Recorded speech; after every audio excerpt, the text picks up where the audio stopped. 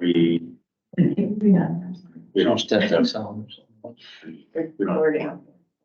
We don't need one more person. Okay, so we can, I guess. We're gonna do it twice. Guess we have one more, because we only got. just, Josh, just so you guys okay. So right now we have 3 vacancies on the Board of Health. Dr. Smith resigned. Rachel is, we thought she was appointed, she's not, she resigned. And our third, Jeff Beam.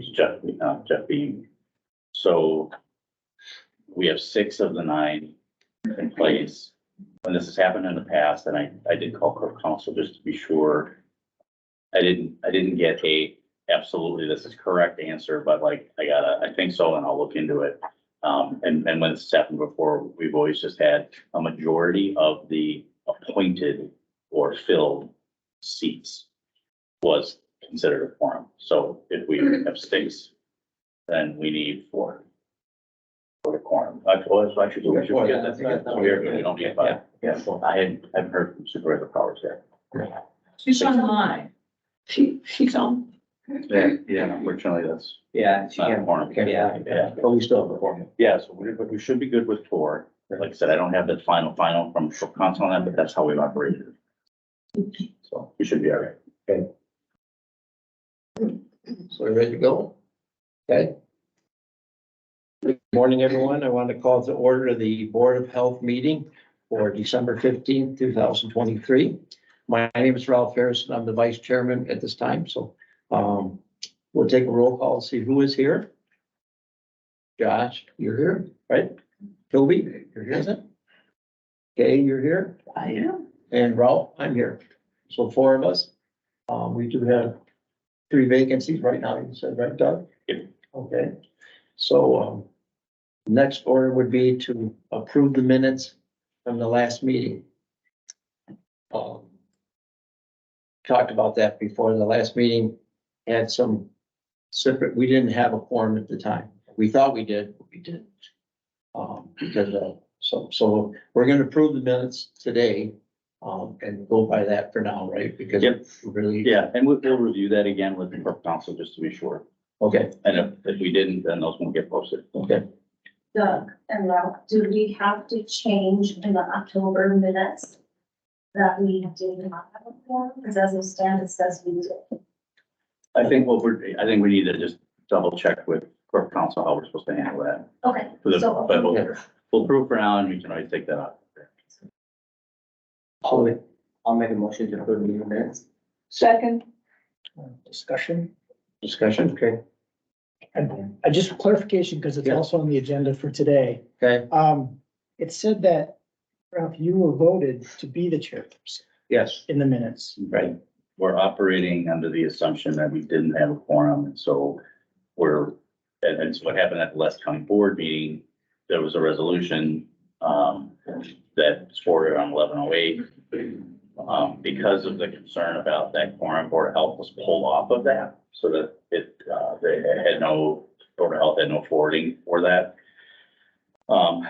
And based on that, the only other voting item we had at the last meeting was for chair. And so I just asked Ralph, it's like, just to be safe, I see. let's redo that voting item, and move forward from that. So there's no question or concern about that later. and the only reason that came up is at the county board, Supervisor Eisen had brought up the point that Rachel was not official, we didn't know that. So that took that 5th person away, so it made it 4, so that's why all that happened, so everybody knows that's what happened. So, so the meeting, and we can have a discussion, from what I understand, you just can't do any voting stuff, so that's why I said, right, okay? So based on the fact, all the votes then of last meeting don't count because we didn't have a quorum. No, start again. Okay.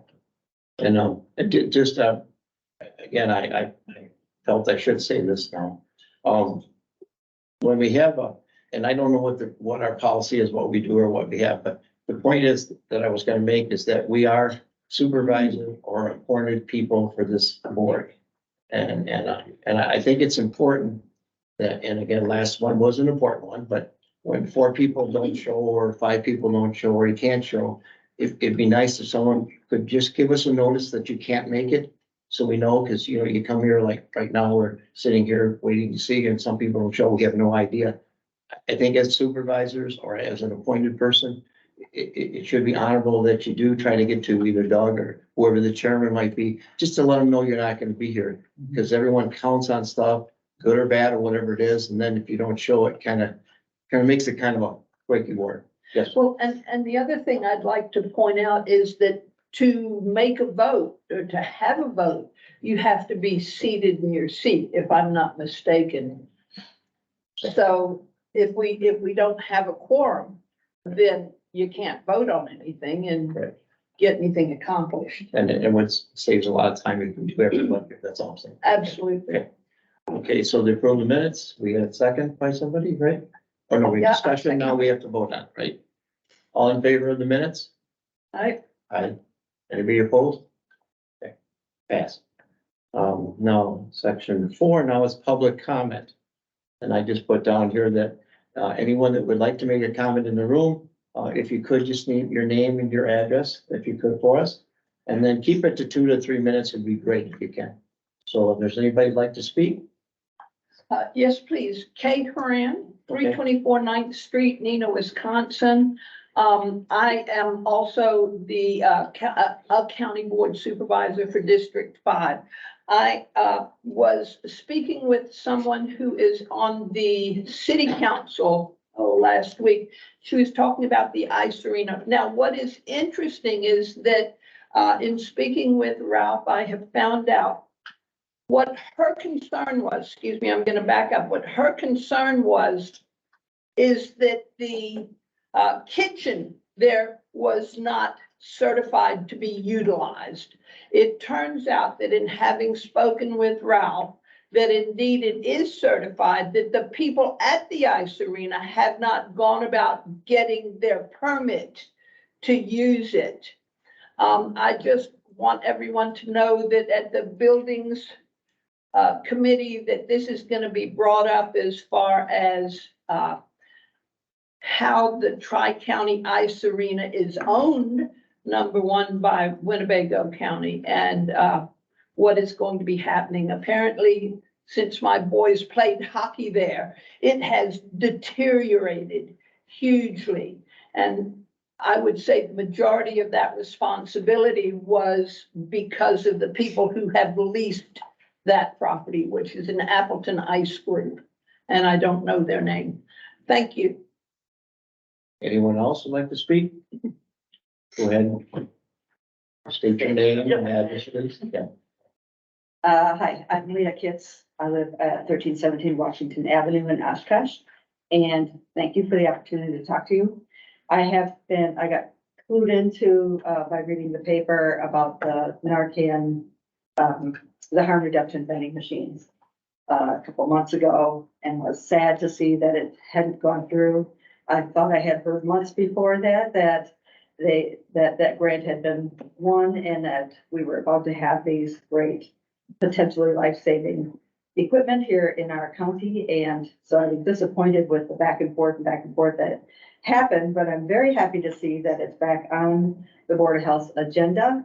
And hopefully I'll go from here to the county board. And I appreciate the thought and care going into making sure that the meeting is solid so that the resolution does go through. I do have some questions / concerns about the resolution. So I'm hoping that maybe an amendment might fix them, or it could just be my not understanding some of it.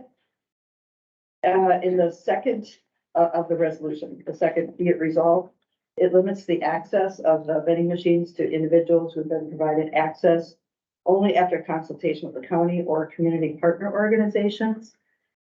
I don't really understand what that's about and why that limitation is in there. And it seems to me that it would limit the access that that's supposed to provide by putting layers of process in place prior to somebody being able to access those materials, when presumably somebody could be in the middle of an incident and need the Narcan or the testing strips.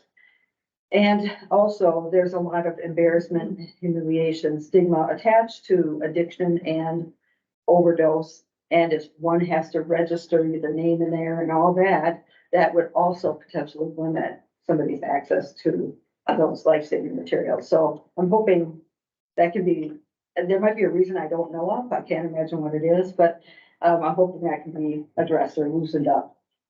In the third, be it resolved, I'm asking that you just, make it a little broader. It says that it's, the antagonists are limited to opioid-related products, and Narcan and naloxone are named specifically, but it doesn't say or other drugs, and we know that there are other drugs coming into the community, synthetic, not even opioids, and so there might be additional future materials that could be helpful or life-saving to people. So I'd like to ask the board to consider adding and other drug or other drugs to that language. And then finally, I'd like to see that first, I'm glad that there's only one person that the public health has to go to ask for permission to add things like hats and gloves and things like that into the machines, rather than the county board or the board of health. However, I'm not even sure what the purpose of that step is. It seems like if you already put a limitation of you can't have these particular things, it would seem that the public health department should be able to figure out what people might in the community might need. So those are my comments. Thank you. Thank you. Anybody else would like to speak? Very good. Go ahead. My name is Drew Macy, 804 Monroe Street here in Oshkosh. I have worked with a couple different recovery organizations over the years and have been working on a no fentanyl campaign for a different county here in Wisconsin, where they have 100 of these harm reduction vending machines throughout the community in service at the fire stations. They have them in these communities with zero restrictions as to who you need to register with or talk to get access to these life-saving vending machines. Narcan is designed to save lives, right? So if I go into the ER with a heart attack, I don't want the ER to say, ooh, let's check out your diet. You should go talk to a dietitian, and then maybe we'll do a life-saving surgery on you. That's the equivalent of what we're seeing here. If you have to talk to a community organization or someone else, you can't save a life. Like it defeats the purpose of that.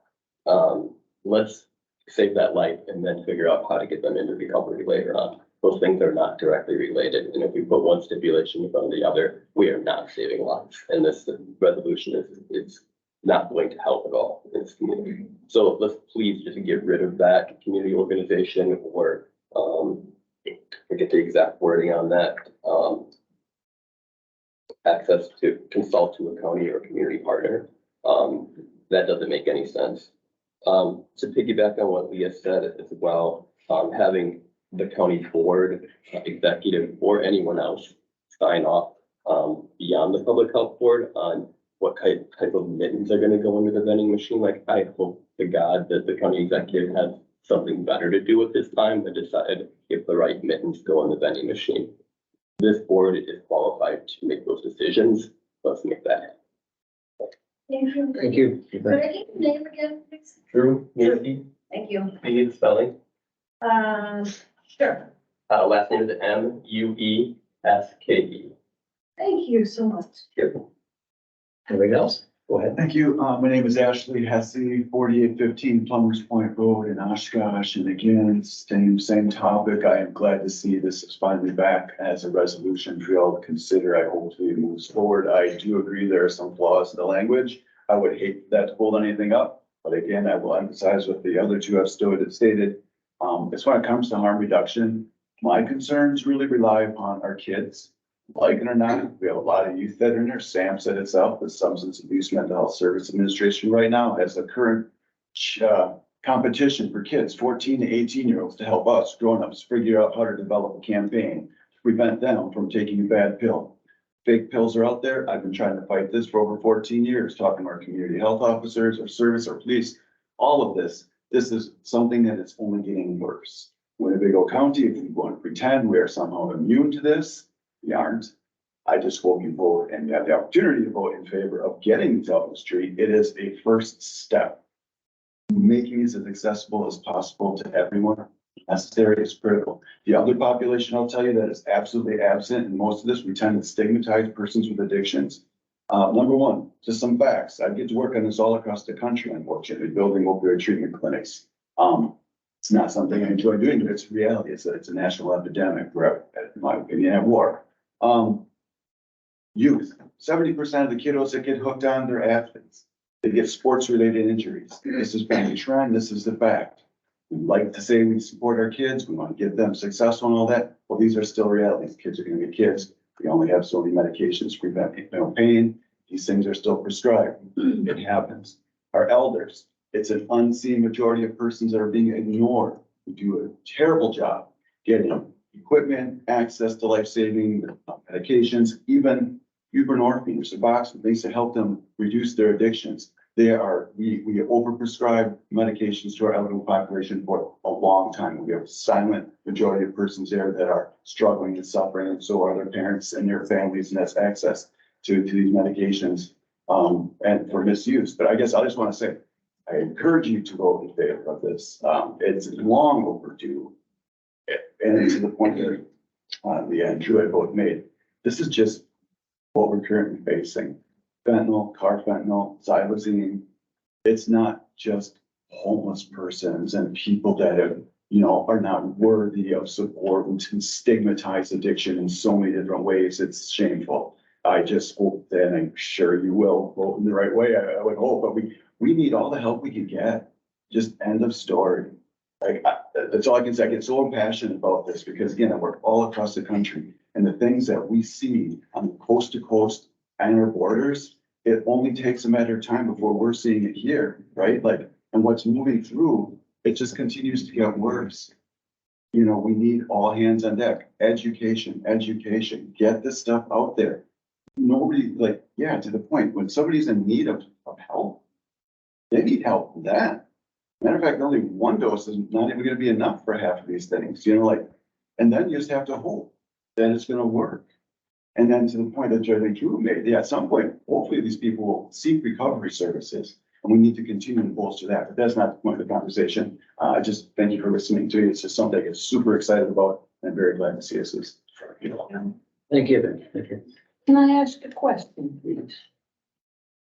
No, but we don't, but we won't spend a lot of time questioning. Done? No. Okay, No. yeah, thanks. If no. We'll talk in our discussion. Okay. Okay, right? Is there anybody else who'd like to speak? I'd like to speak. Okay, go ahead, Toby. Toby Vandenhoevel, 4610 Island View Drive. Really sorry I missed the last meeting. I was out of the country and I did let Doug know that. I'm here to represent the community, the other half of the community that is also fearful of what's going on and dedicated to making the public safe.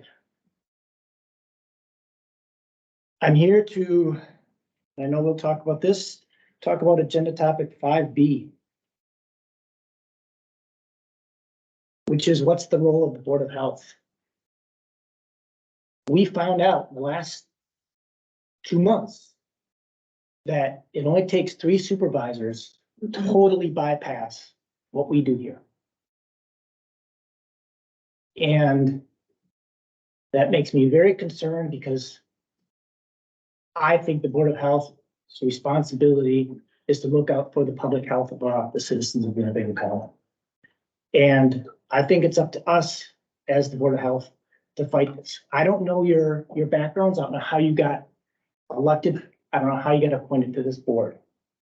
But I think we need to be dedicated to the public health of this community and fight the politics that's going on that's fighting against the public health of this community.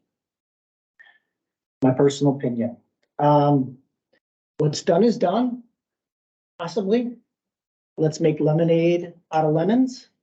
If the board seriously thinks that they're going to get all 36 people to come to a board meeting in the middle of a pandemic and get 2/3 majority to talk about and understand the intricacies of fighting a pandemic, God bless them all.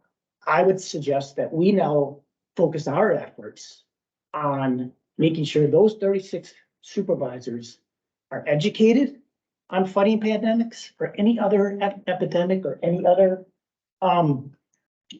medical health, public service, public health issue.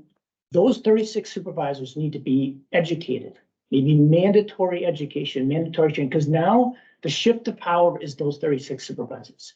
And the second suggestion I would have is we have to come up with a way to allow them to safely come into the chambers to discuss this in the middle of a pandemic and make the right decision. I'd like to continue this discussion when we talk about it in 5B. Thank you. Is there anyone else that'd like to speak? Anyone on Zoom? Is there anybody on Zoom that'd like to speak?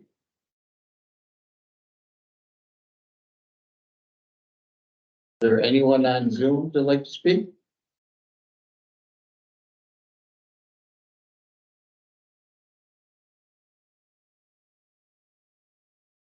No? Last call for anybody on Zoom that'd like to speak? Okay, Supervisor Harrison, yes, I'm are trying to hear you you. able to, I absolutely apologize. Are you able to hear me? This isn't Zoom. This is a different system. Oh, okay, I'm sorry. Teams. So Okay. no, I'm just not sure I'm doing this correctly. We can hear you. Thank you. I thought I saw someone else. I can absolutely wait my turn. No, you're all set, unless there's somebody else out there. No, No, you're all set. you. Supervisor Hanson. Supervisor Hanson, District 26. I am also, with everyone else, I'm very anxious to hear about the discussion on the vending machines, because I do approach it with a lot of trepidation. But please do not be confused. That does not mean I do not want people to get help. You want Narcan, watch me vote for the funding. You want other things available, watch me vote for that funding. I am not singularly convinced that these vending machines are the answer because of reducing the touch point. So I'm anxious to hear the discussion. And as with, based on what was just said as well, I research everything. Every vote I make has research behind it. So please don't describe a lack of knowledge on something that when I vote on a resolution that's before the county board, I understand that it impacts your wallet. I understand that it impacts health. I understand that it impacts tax base because we're voting on loans. I research everything. Thank you very much. Thank you, Supervisor. Last chance, anyone else on Zoom? No? Okay, so we're gonna close that part. Get on to our business. So the next thing we have is to elect a board chairman. Any nominations? I'll nominate Ralph Harrison for chairperson. Second, Anyone else? Last chance, anyone else? No? Okay, all in favor of Ralph Harrison, I guess, would be, Discussion, discussion, okay, sorry, go ahead. just out of curiosity. Ralph, how did you vote on the two resolutions last month, I voted for the resolution. for the record? It was a record in the minutes too, if you saw that. Oh, I know, Okay, I was there. okay, great, gotcha. Any more discussion? Okay, I guess we go to vote. Anyone, for Chairman Ralph Harrison, all in favor? Aye. Opposed? I abstain. Stay, okay. Who abstains? 12%. 3-0 and abstain, right? That's right, okay. Now we have to vote for a vice chairman, because now I'm going to be the vice chairman, so any nominations for vice chairman? I nominate Josh. second, Discussion? sure, Okay. why would we want you to be? the vice chairman, a little bit of your background, I think would be advantageous. Sure. I am a doctor, and when I was in chiropractic school, we actually took classes regarding public health, and I had an awesome teacher on that background, and I think I told you at the first meeting, that was kind of like, I feel like that put that little pin in my brain to make myself available to the community, and I think I have a pretty great understanding of public health, and I think today you'll kind of see, you know, how I researched the harm reduction machines. I think I've talked to Doug a little bit, but I really did my research on how we should have those, and I think that's important to not just say yes, right, to something, and make sure we have a good understanding of why we're saying yes. And I always like to listen to, and I always think I do my due diligence to make sure that my decision is correct. Super, thank you. Any more discussion? Okay, all in favor of Josh being vice president or vice chairman? Aye. Aye. Any opposed? 4-0, right? Okay. Okay, on to the next one here. 5B. There's a couple things that I brought up here. I just want to go over because some things have come up and some things have changed and whatever, but some of the ones I'd like to discuss was one is the county board rules and everything says that most of the meetings are done at 3 o'clock or later in the afternoon. Except if the board decides, the group decides. And just because it seems a lot of people haven't been coming to meetings, and across the county board, I've had a lot of things where the meetings didn't have a quorum or something because so I wanted to check to make sure our group is okay with 7:30 in the morning, if it works for everybody, or if it doesn't. That was one that I wanted to make sure, because I know Rachel said sometimes she couldn't make it in the past. So I didn't know. So I just want to bring it up one more time. Just ask if 7:30 is okay for our meetings. I want to bring that up. Thoughts? For me, I'd appreciate it if it were a little bit later. And I think about people who are at work. I don't know how many of us, I mean, all of you who are employed by the health department, obviously you've got work to do. It would be nice to do it during your working hours. So that means that, like, Judiciary Committee meets at 6 in the evening. I don't know that that's something that any of us necessarily want to do. But if it could be later in the morning or in the afternoon, early afternoon, I would appreciate it. I was telling Doug yesterday, I am not fully awake at 7:30 in the morning. Anybody else? This is actually ideal for me. I do. 7:30 on Fridays. Okay. It may be the only time I can. Okay. Changes that I'll have to consider. Josh, how's it for you? I would like 7:30 too, and if, honestly, if we had a cutoff time, I don't know if we can have a cutoff time. I work, I take off in these mornings, so like today I'll have to leave at 9:30.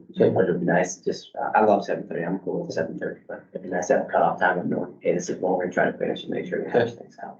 I have an idea on the second one there. But Yeah, I just for context, a little history, the Board of Health, for the staff, it's not a consideration of what time the meeting is.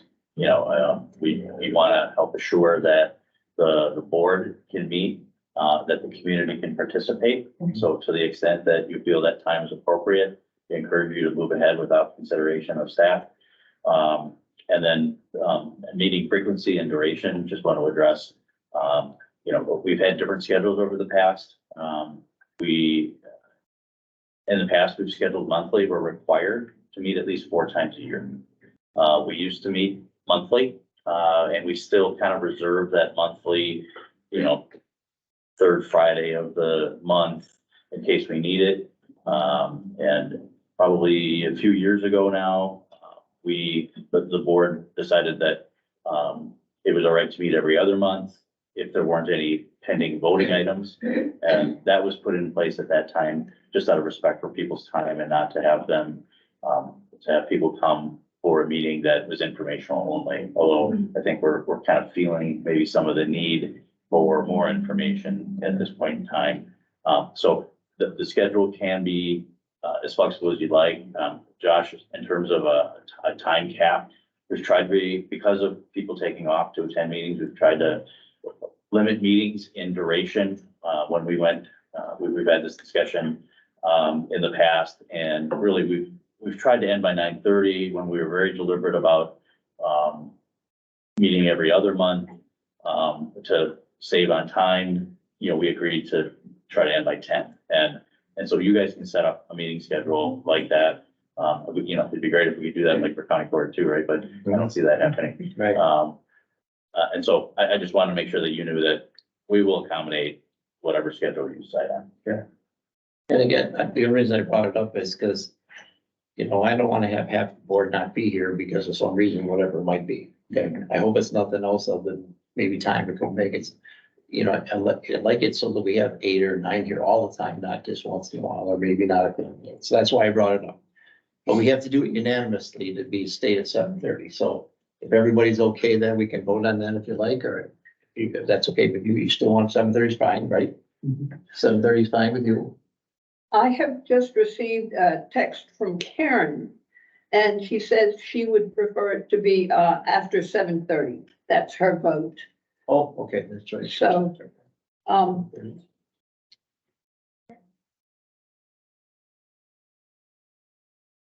Sure, yes, if you got some comment, yes, I guess my only comment is, you know, we're trying to be as transparent as possible with the community. right, And having meetings at 3 o'clock or in the middle of the day really limits the participation of community members to come to these. So that's just something to consider. Thank you. I appreciate that. if we were to go to a once a month meeting, the duration might not be as long as, and I believe that we are talking about communication and education a fair amount today.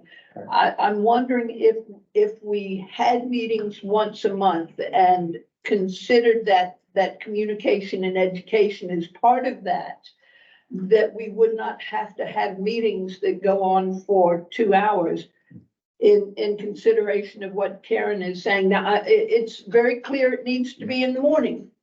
That's what I'm understanding. If we could make it 8 o'clock and then say that it's finished by 9:30, if we do it on a monthly basis, understanding that some of those months might be purely communication and education. Yeah, that was the second part of that I thought we should, I mean, reading once every other month is great, but I found in the past that things and resolutions and things we talked about 2 or 3 months ago, all of a sudden a month goes by and another month goes by and you don't have a chance to talk it. And I just talking with the group that we have, we really like to discuss more. And I love all the reports and all that's good, but sometimes when you do that, you get to discussion with that and we really don't get to discuss things. And so then you leave here thinking, well, okay, 2 months from now, we'll talk about something maybe again. So I thought if we did go back to every month meeting, try to cut down the meetings a little shorter like that. But if we did that, then we could get our discussion time in sometimes too, and get some of these discussions where, you know, the short time we have, I think the last couple of times we had to cut it a little bit short because we didn't have any time anymore, some of the reports, but and your time is valuable too. So that's another suggestion I had. So those are the two. If you want to stay at 7:30, if you wanted to go to 8, or if we should meet every other month, every month is what I was gonna say. If anybody has any discussion on that, thought on that. And historically, as I recall, it was Shiloh Ramos, who is an MD, works for the Veterans Association, was the chairman. And I'm sure that he was, he knew what he was going on about. Not to say that you don't, Josh. So, yeah, I mean, if we just gotta do it unanimously, that's the only thing I said. So. Yeah. Should we stick at 7:30? Is that okay still? And then maybe meet every month now? Is that okay? Is that okay with you? Okay, is that okay with you? That's fine with me. It's okay with you? Yeah. It's okay with me. So can we just change that? Then we'll meet every month then, right? And then we'll be at 7:30, staying the same, okay? Is that cool? Yeah, I make a motion that, Do you want to remain the third Friday of the month? I guess would be the other discussion, if you're discussing time. I think Fridays are okay, because Right after here, everybody probably heads out and goes home and gets out. The, I'm just gonna, I'll just highlight for you, and this has worked out fine. Okay. Typically, any action that's taken by the Board of Health, the way it falls on the calendar, doesn't allow action at the next county board meeting. Okay. Point. We have to wait until the following month. And so, you know, we, in the past, to alleviate that, we had met on the first Friday of the month, before we moved to the third Friday, being that the county board meets on the third Tuesday. There's just never opportunity to get on the agenda because the agendas have to be out by then the second Tuesday of the month.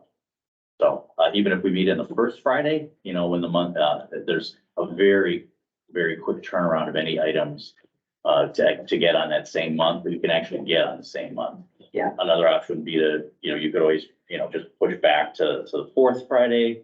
That buys another week for you for us to get items or help you get items on the county board agenda. And wait a little less time. So it's just a consideration. We can certainly. I think that's a huge Yeah. consideration. You have something to say, Tony? No, I'm sorry, I'm late to somebody. I apologize. I saw somebody in the room. Oh, I'm sorry. Okay. I thought you had something.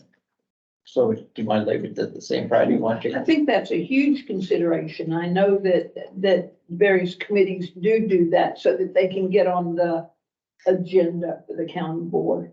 And it's advantageous because there are people who have a tendency to, after a couple of months, forget what it was back then. What do you think would be best then, the first or the fourth Friday of the month? Either one of those would allow for items to get on the county board agenda sooner. The fourth gives us an extra week if we need to, you know, write a resolution or, you know, advance, you know, some other documentation to the county board to get posted on the agenda. I would say to make a motion then to do the fourth Friday. Motion. I'll second. Second. All, any discussion on that? So what are we? motioning? The fourth Friday? We're gonna do it the fourth Friday. Yeah. Okay. Friday of every month, correct? Yes. All in favor? Aye. Okay, okay. Yeah, that's fine. So what I'll do is, I'll work with the clerk and we'll populate, not only, well, we'll send an invite out that reflects this. But then we'll also, populate the county meetings calendar for the whole year. Okay. So that it's clear that there's a Board of Health meeting every month. And that'll get posted by the clerk, you know, about a week ahead of time, but it'll already be on the calendar. So we're in agreement on all three of those, right? Absolutely. Okay, great, that's good. And then the last part to B, I want to talk about this a little bit, but there's so much other stuff we gotta do. It's really, I don't want to spend a lot of time on this or battering back and forth, because it, in my research and looking at everything I could find, there's nothing in the county board rules, regulations, or policy or tells you how you're supposed to vote, how you're supposed to do this and that. I looked for it, I couldn't find it anywhere other than Doug sent me a couple things, and he might have sent it to the rest of you about different ideas or thoughts and that. And I know we all have different thoughts and everything else. And I know in the last county board meeting, I got fried by a lot of stuff, not knowing what's going in our committee here. We're not who is what and all that stuff. People saying, people are telling you how to vote, you're not voting the way you are. I'm not defending myself. I said, I vote the way I feel based on my constituents, and people have talked to me. And this 1108 has been a discussion for years before I even got into here, and I heard so much about it. Do something, don't just sit around, don't do it. So, you know, you hear a lot of that stuff where people say, why are you not doing this? Why are you not doing this? So you hear that and you hear something. And the reason I brought it for our board meeting or our meeting last time was, I think everything should be discussed. You know, if it's something that someone says, I don't want to do it, I want to pass it away, throw it away, don't do it. That's not the way to do it. I think it should be all brought out for 36 or us 8 or 9. I felt bad at that time because there was only 4 people or 5 people here to talk about something that was that important. I have no reason why some weren't here, but that was important, so we should talk about it. So what I'm saying is that I vote the way I feel based on what people have talked to me about. I do research. I did a lot of research. We did a lot of checking out before. But I wanted to bring this up because I know there's been some concerns people want to talk about. And I want to talk about it, but I don't want to spend a ton of time because sometimes it gets your side, my side, and then it ends up being that kind of about, I don't want that. Because we get some important things coming up that we really want to talk about. So I'd like to bring it up for discussion. Anybody else has anything they'd like to say on it? This is the time to do it, I would say. Anybody? Talk about what our duties are, rules. Yes. If it helps, I can provide a little background. So the one in your packet for today is a document that the Department of Public Health puts out, resource materials for health members. And so that's a good document to take a look at. Across Wisconsin, boards of health are they're different based on the composition of government in that particular area. So in Winnebago County, we're one of like 9 or 10 counties that have a county executive style government versus a county administrator, versus a chair of board of health or excuse me, a chair of the county board. The board of health operates a little bit differently in those situations. In our style of government, where we have a county executive, the department heads of all the departments report to the county executive. And in this case, the Board of Health, which is a citizen-involved committee, is appointed by the county executive instead of the county board chair. And it acts as an advisory body to the health department. The additional duties for Board of Health members would be to review and approve any budgetary resolutions and any changes to the table of organization or staffing. And so in between budgets, all of those items that change budget or personnel come to you. For me, having a board that's engaged and active on the board floor is tremendously helpful. So anything that we advance from this board, to have representatives on the board floor that are willing to speak up about those issues is very important. And to be that the champion for what we agree or what you agree as a board, on the floor. In addition to that, strong advocacy for public health issues is extremely helpful. I know we won't, you guys won't always agree on, perhaps what we're forwarding or trying to do, and between yourselves, you may not always agree if that's the best course of action. Discussing that, forwarding a vote, and then moving forward with that vote, at the county board is important for, I think, for you guys to agree that, look, this is the direction that we chose to move forward and to move forward in that direction. I want to make sure that, and I need you to hold me to task on making sure that you have the information you need to make informed decisions. Our department is, there's a lot of functions within the department. And I know it's hard and it takes a while to get your head around everything that we do, and perhaps some of the rationale as to why we do it. What's the science behind this? Why do we do these things? And certainly invite you to, be a part of any of those discussions when we're doing strategic planning, or when we're, being like, next year will be reviewed by the state health department. Every 5 years we have to get evaluated.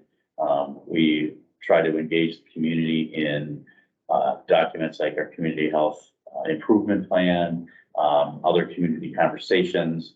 I need you to hold me to task on what you need to be fully informed and aware of that. I'm a support for you, right? This is your meeting. And we're here just to help support you in your decisions. And we've always tried to build in an educational component. And if there's topics that you specifically want to hear about, really want to hear from you, we will continue to try to have an educational component of every single meeting. If you would like to change that or add other things to the agenda, please let me know. I just want to support you the best I can, and in turn, hopefully help support your decisions and in being a voice and an advocate on the county board floor and in the community as well. Thank you. Anyone else? Discussion? Don't. Yeah, and I mean, my biggest question is, what does it mean to be an advocate for public health? I mean, and believe in public health and prioritize public health over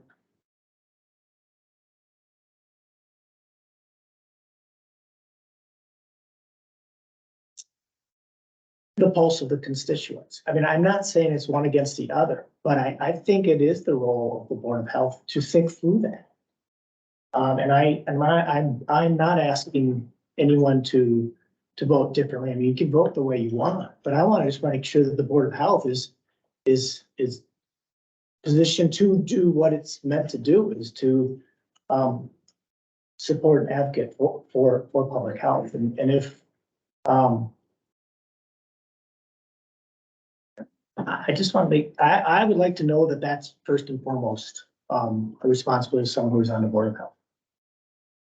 And I want to see how we can make that happen. Or else, yeah. I need to know that. I need to know that as a citizen who cares about the health of our citizens, because I don't feel that right. One of the things that I think is important is that we let our community know that we think they're smart, that they can make informed decisions for themselves. I think that I am capable of making decisions for myself.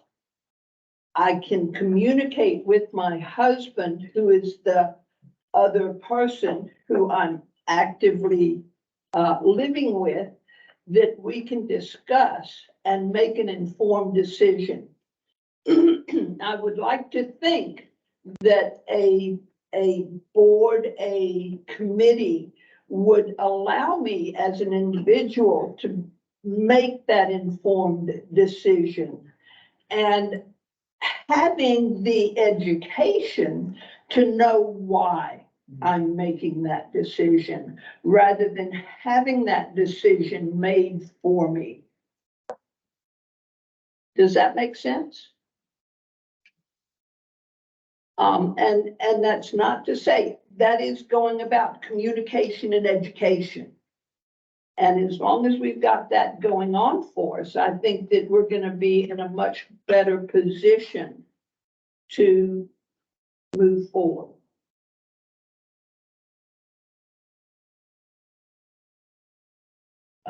And just the last thing for me again is that at the last couple of board meetings, I probably heard the pandemic's over, sweep it over, forget it. And to me, I just think that's wrong. And I'm an advocate and I work with Doug and talk to him about things. But for me, is the pandemic, we should have learned from that. There was a lot of mistakes. We were not perfect at all. And a lot of it, the health department takes their instructions a lot of times from the CDC and, you know, the health, all that comes from up on top.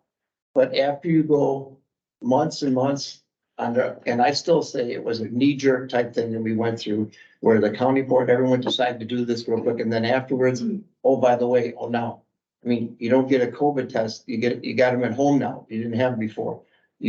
Before you don't have to rush and go down a ventilator, now you can take medication before. The same medication we were told that they couldn't take because it was wrong. There's a lot of that stuff, so I guess all I'm saying is, did we learn from the pandemic? There was mistakes. And if we haven't learned and we say that, okay, go on, but we just gotta keep it the same. We didn't learn anything. When my kids touched the stove and it burned, they learned something from that. So that's all I'm saying is that we should learn and talk about the pandemic. It didn't go away. It would probably come up with something else, but we need to learn from that and what mistakes we did make and acknowledge that we didn't do everything right. And there is a better way. And that's all I'm saying is that, is there something we could do better? Is there something we do to help ourselves? Did we jump too quick? Can we listen to the other side? And again, I've heard so much that it's political.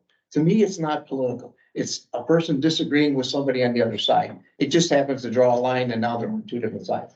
And in my opinion, we made mistakes. Did we learn from it? And can we as a community, sit down and talk about it? Or are we just gonna say, no, these are the rules from what we learned from that, we're not doing anything different? We just have to be more flexible. And that's, for me, I'm being on this board, I learned so much in the last 2 years that I never knew before. And I wanna learn more, that's why I'm gonna run again. But I wanna be open-minded, I wanna talk about it, I wanna discuss stuff.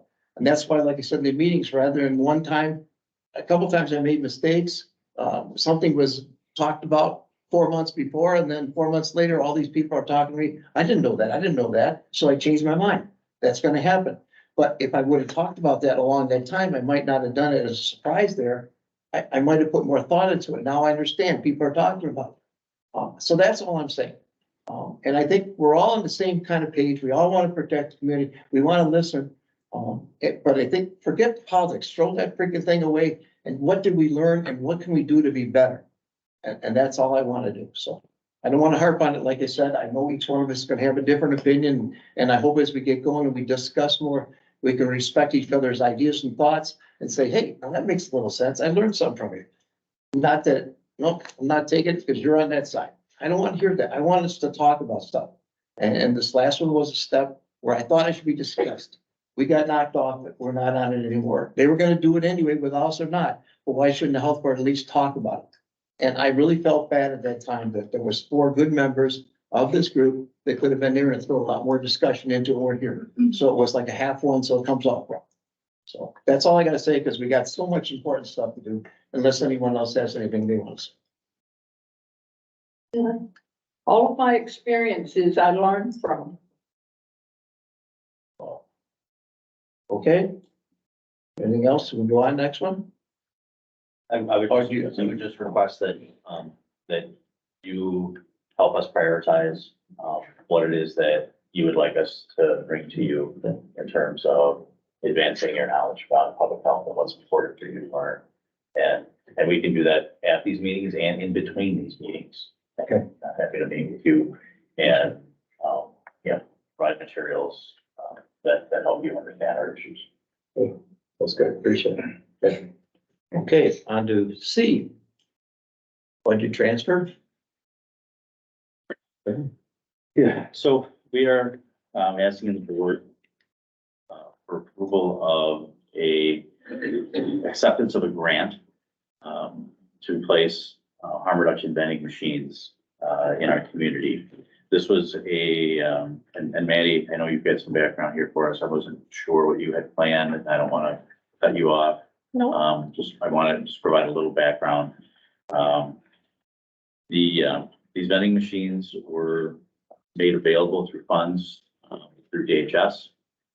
Many communities applied for, these funds and were awarded these funds as part of a wide, comprehensive approach to addressing our opioid situation here in Wisconsin. These machines are they're climate controlled machines. They are designed to increase access to primarily the Narcan, naloxone, and fentanyl test strips, among other items that help support individuals in our community with their health. This resolution was voted on in a different form by the Board of Health 6 months ago. Quite a bit ago. It forwarded to the Personnel and Finance Committee, that it were also passed, but it was never scheduled on the county board for a vote. There were concerns expressed about the content of what was going to be in the machines. There's been an interest in restricting what materials go in the machine.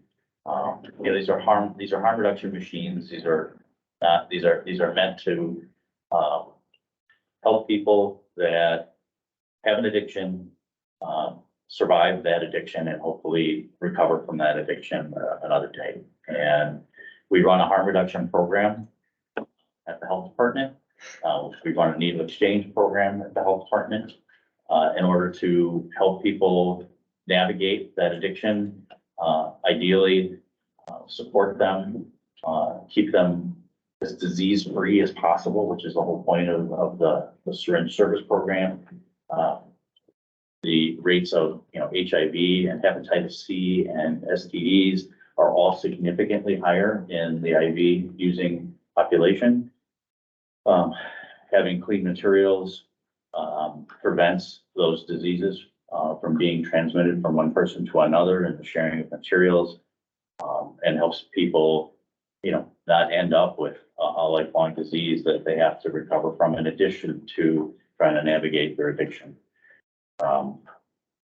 The discussions that have occurred, at county board, I think you've heard from, our medical examiner, in relation to, her concern and reaction to having, the harm reduction materials and our syringe service program being in the machine. And that, that she's, concerned that by having these materials, and I don't want to speak for her, but my interpretation of what she's brought forth is that by having these materials in the machines that we're promoting, drug use and overdose. And certainly that's not the intent of these machines. And there are, this isn't a novel model. We're not the first to do this. There are many in other places, and they're used in different ways. The resolution was modified to address those concerns, such that the materials that are in our harm reduction program that include needles, and other items, like cottons and caps and tourniquets, that would not be included in the machine. But that we would still be able to have Narcan, fentanyl test strips, and then a variety of other products that are designed to help support individuals in our community. There's potential for these machines to include items that we haven't even thought about yet. And we're learning from other communities about what's successful in these machines and what's not. And we'll continue to learn and discuss what the contents of that machine should be. The resolution, there is, it's worthy of discussion here based on our public comment and also our concerns about if we're not going to have materials like needles in the machines, how much need is there for restricted access? There's an interest in having restricted access to these machines. I've, had this discussion with the county exec's office, and we've changed the language already a little bit related to how somebody could access the machines. We don't, and Maddie, you're gonna need your help here. When these machines are placed and are available, if we're, restricting access, we're only doing it in a way that somebody's calling us, explaining a need and getting a code. We don't take names. So the person will never be identified with a code or what they take from the machine. The code will and can be restricted to the number of uses or amount of contents that can be dispensed from that machine. And Maddie, I guess if you could maybe refresh us a little bit more on the machines, how they're used, what our proposed procedure is right now. And please know that this will be a learn as we go and a learn from other communities that are implementing these. Outagamie County is in the process of getting their place right now. There are several other communities that we're in communication with that, we're hearing what those experiences are. The machines that we had funded for, we asked for more. We tried to, but we didn't get those funds. Maybe in the future we'll have more. The machines will be placed here at this building outside and at the Neenah Human Services building outside. So they're available 24/7. And that's really the premise of this is not to depersonalize access necessarily, but to increase availability. You know, Narcan is a life-saving drug. Fentanyl test strips, can save lives when used appropriately, and they could, you know, judgments are made based on the results of those tests. And right now, it's, you either have to buy it over the counter, naloxone, if you can afford it. You have to come to us just during the hours that we're open. And there aren't a lot of other access points. I mean, there's no lot, we're working on, in addition to the vending machines, we're working on increasing the availability of Narcan with nalox boxes that are, I think there's on the UW on campus now and elsewhere. You know, when naloxone first really became available for us, you know, we equipped the sheriff's department with them. Now it's common practice for law enforcement and EMS to have it. The machines aren't meant for emergency response. Like, there's an incident, somebody runs to the machine to get it. No, it's about having the Narcan available because you have a family member or a group that you associate with where there's a potential risk for overdose. And having that Narcan available will buy you time. It may save the life or at least extend the time frame in which EMS has to respond and complete a response. Overdoses, most overdoses are not, they're accidental. And so if we keep the mindset that, you know, we want to have naloxone available like we have, you know, CPR machines, right? I mean, because the accidents happen, you can't always predict when that will occur. And we want to make sure that the community has access to these materials so that people can survive.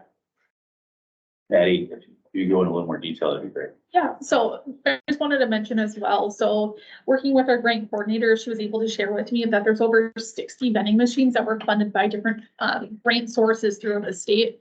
So that's 60 vending machines that will be placed all through the state within this next year, which is really awesome to see. That's going to be in law enforcement, recovery, community, and public health, different organizations. So as Doug mentioned, that's Allegheny County Public Health, Grand Chute Police Department. We've really been able to learn from other health departments, City of Greenfield, lessons learned in Rock County from what they've done. So I regularly attend a community of practice right now with all the different other grantees. So I'm constantly being able to learn from others of how we can best do the vending machines in our county potentially. So what we propose to you guys today is what we've come up with that we think you guys will be able to support. So what this looks like is with our anticipated process. So we're gonna have our harm reduction program coordinator here at the health department during her normal office hours of 8 to 4. That somebody would be able to phone call her or do an in-person visit for that needs assessment. That'll allow us to determine what the person's request access points at that time, so that we're also limiting the supplies that are in the machine, but still giving availability for after hour usage, so expanded access. And then also, because right now we don't have any availability to provide Narcan in the northern part of the county, so at the NINA office. So right now it's centralized down in Oshkosh. So that vending machine allows us those 2 points. So after they have a visit with our harm reduction program coordinator, either during the office hours, or if it's out of office hours, they'll be able to contact the Winnebago County crisis line to be able to get that pin and still do that needs assessment to be able to determine the supplies. And so that will allow us to put that pin, so they'll be able to use the vending machine either at the NINA location or the one that here. And so then they can, for a duration of time, which we would determine that code would expire after a while at some point. So then that person would have to come back and do a check-in with us if we need more supplies, what that looks like. But so we're having that constant in-person contact, being able to provide more resources and some of those conversations. We've learned from other counties that this is a model to use. There's definitely other models that have less access points. Some people just allow people to use the vending machines and punch in their zip code and be able to provide the supplies. We feel this is what we could get support from you, but I guess that's conversation as well. Thanks, Maggie. I think our goal is to get this through the county board so that we can, you know, get the machines placed. And, you know, if there's changes that we would recommend making, we would bring them to you in the future, consideration. So we're really voting for the transfer or the resolution? So what you're voting on is accepting, really what you're voting on is accepting the grant with conditions, right? Normally we would apply for a grant. We have a work plan for it. We would just execute. But because this has been controversial, this is basically an acceptance of the grant, and we're gonna say you can only use the grant in this way. And they asked a couple questions. First of all, we applied for this a long time ago, right? Does that affect it now? I mean, Yeah. I don't know how grants work, but I mean, if you gotta, it takes a year before something happens, do you lose it or do you have to start over again or what do you do? So this grant goes through June 30th. I have been in contact with the grant manager. So I am doing reporting during the reporting period. So I haven't had much to share with them, doing a lot of learning opportunities at this point.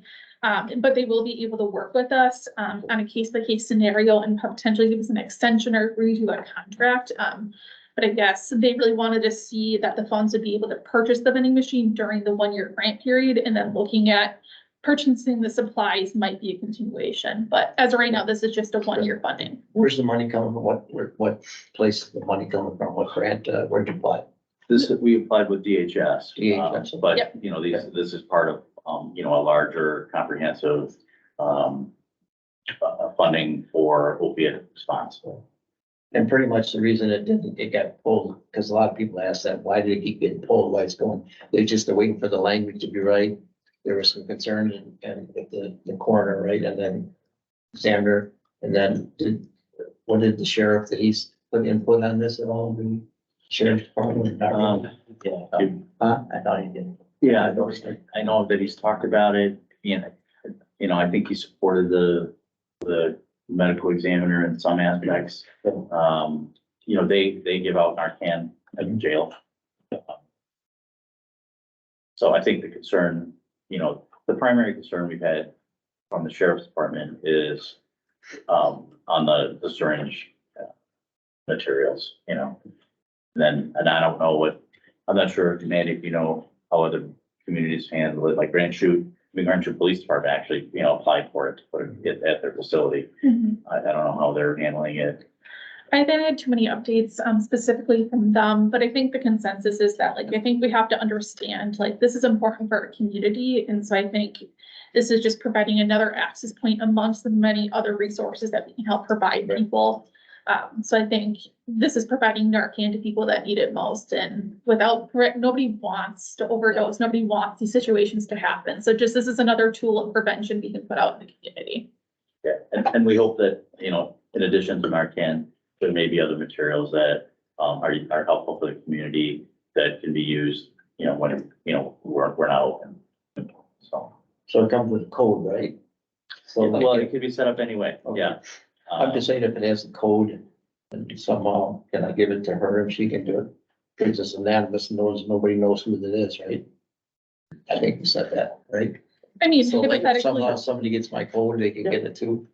Right, so it's pretty much, Yeah, that's, if there's a code, it's gonna be, but it should be an individual, it'll come with some restriction on use, quantity, duration. And every person would get their own code. Other communities have just done, for tracking purposes, have just used zip code to see where the materials are going, but we have one machine in Neenah and one in Oshkosh. We kind of know where the materials are gonna be going. So I guess our goal is just to be able to utilize these resources to increase access to Narcan and fentanyl test strips. That's the primary purpose of these machines. Not everybody can get those materials. Not everybody can come to us. Not anybody can always afford it. And so it's just increasing access is all it really is what this is. And, we've really taken the discussion of this a lot further than I think we ever intended or expected it to go. My issue is, I think that access after consultation with community partner organizations, I feel like that's just like another layer of it, of getting somebody to it. And, maybe you can talk about that, I guess, I know we talked about it, but give me like the layout of somebody who just gets the access versus somebody who has to go through all of that. I mean, what's that time look like? Is that even like, isn't that just way too much time to add into something that you need this now? Like, I don't know, that to me is like, that's kind of a killer one. Yeah, so I guess I'll throw up and I'll let you take over. So, yeah, I think there's a misperception about who's using these machines. You know, you can't administer Narcan to yourself. I mean, you use a fentanyl test strip to test something to see if there's fentanyl in it. We're in an unfortunate situation where fentanyl is in a lot of products. And they're not always opioid products. And so they have fentanyl in them and people aren't aware of it. So, having access to that is good. But imagine you're a family member of someone that's at risk of overdose. You want to have that Narcan available. You're not the substance user. But only you can use an Narcan if it's actually necessary. And so, I think some of the concern is the perception of who we're serving. And really, we're serving everybody with this. But if I, have a family member that's at risk of overdose and I want to have Narcan in the house and I can't get to the health department, this is a viable way for me to get it. Yes, I would have to call and just say, I would like to access the Narcan that's in that vending machine. You would either call the health department or you would work with one of our community partners that's working on this, and that would have access to give you a code. And I'll let you take it from there. Yeah, so I think that's going back to that access piece. Right now, we don't have any availability to provide Narcan in the northern part of the county. So this would allow transportation access. Both these locations are on bus routes, accessible to everybody. Really that 24-hour aspect piece. And I always encourage people to look at that stigma of substance use. It's really common nowadays that if you're having a surgery, prescribed opioid medications for pain relief, potentially also get a prescription for Narcan at a pharmacy. Having it as another prevention tool. I always carry Narcan in my bag. I carry it with me all the time. Like Doug was mentioning, you can't Narcan yourself. So we often see overdoses happening in person's residence, and if they don't have Narcan accessible to them, if it's in a locked cabinet away, that's not helping that person at that time. So again, it's just really that access point. And yes, it would be a phone call or in-person visit, but this is another way that we can get people to that after hours. So they can come into the 8 to 4, they don't have to access it right then at that time. If they want to use it potentially in a few days at a different out of office hours, that gives that person the availability when it's best for them. This isn't a substitute for our harm reduction program. It's just an increase in access. We want to continue to provide referral and discussion and meet with people that, that are using substances. We're not necessarily talking just substance users that are accessing these machines. So if someone, still would like to, come and see our harm reduction coordinator, talk about their addiction, talk about resources that are available in the community, we're there for them. In addition to the Narcan and fentanyl test strips, we'll have referral sheets and resource sheets available in the machine. So even a family member could even access that is to know where do I call to get help with this, and those resources will be there. We're planning to provide access to the We Heart You app within the vending machine, having a QR code directly on it. Just being able to have that feature where you can send that app over to anybody anonymously. So really just trying to utilize all the resources to allow people to make decisions if they would choose to go into recovery, but also having that touch point. Can I make an amendment to this resolution? Yeah, I just want to encourage you to make amendments that you think we're gonna pass and that you're willing to really defend on the county board floor, because this has been held up so long. We just want to make sure. I think though that like everything that you just said, and you said, if we have that, I mean, I feel like that holds the group together, at least in my opinion, unless you guys don't think so, but for me, you two came too in the back there from the community. I mean, the thing is, you hold a lot of weight when you show up to that. And I think the more you guys just said would be huge, and then you guys coming too. I mean, then people hear that and they're like, all right, how can you opt out of this? So I am gonna make the amendment. I think it will go through, and if I have to, I will also speak to support. So, on line 25, I do want to cross out, and then 26, I'll cross out only after consultation with the county or community partner organizations, and instead I will put provided access from either Winnebago Health Department or the crisis department after hours. If I can somehow, we can finagle that a little bit. What is your intent? I guess I want to make sure I Oh, understand. my intent is that you don't have to have a consultation. Okay, so that it's, Like you could just call and get the code. oh, I mean, well, and that's kind of how we have it here. I mean, That- so I changed the language to consultation, just so that there just had to be a touch point with us or a community partner. Okay, Um, got it. So we don't have to do that, then that's. yeah, it's right now, they would have to, with this in place, they do have to call us or a designated partner to get a code. Got it.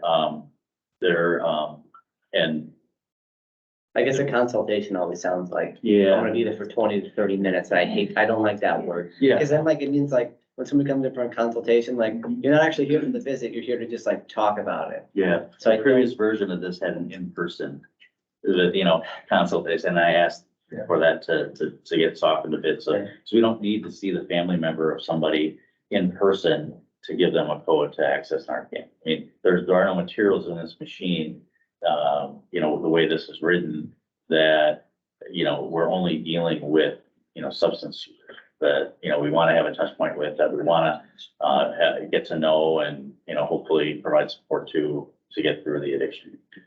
Really, this is a community machine, is really, but the intent of it is to make sure that we've got Narcan available. So, Maddie, I guess if you could just describe what are the types of access that have been granted with these machines, and then they can decide how they want to move forward. Yeah, so we can go like a full spectrum. So we are kind of, I think, on the more restriction side of somebody has to have that access code. By having that code, that is itself another barrier. An ideal world in places that you would just be able to go up to the vending machine, be able to dispense the supplies. But I think in our case, having that ability, so that can be if somebody just walks up to the machine, types in their zip code, having some data metrics in there. And it goes onto the spectrum of having that, you need the code to like touch point with one of us or an organization. So you can do that full spectrum. There's kind of a lot of different ways that can happen. I think it's just dependent on what you guys would like to see from us. Good question. I've got a few questions, and I guess what I'm thinking of as an analogy, is this like adrenaline? Is this something, an EpiPen? Is this comparable to an EpiPen? And if that's the case, if you address that, EpiPens are everywhere. Everybody has access to them. So I think that somewhere that is a great analogy. I'm wondering if this should go just, again, for educational purposes, y'all bring this to the Judiciary Committee because they're involved. I'm wondering about resupplying them. I'm wondering about vandalism. You addressed it's available at other resources, but you have to pay for it, and this way you don't.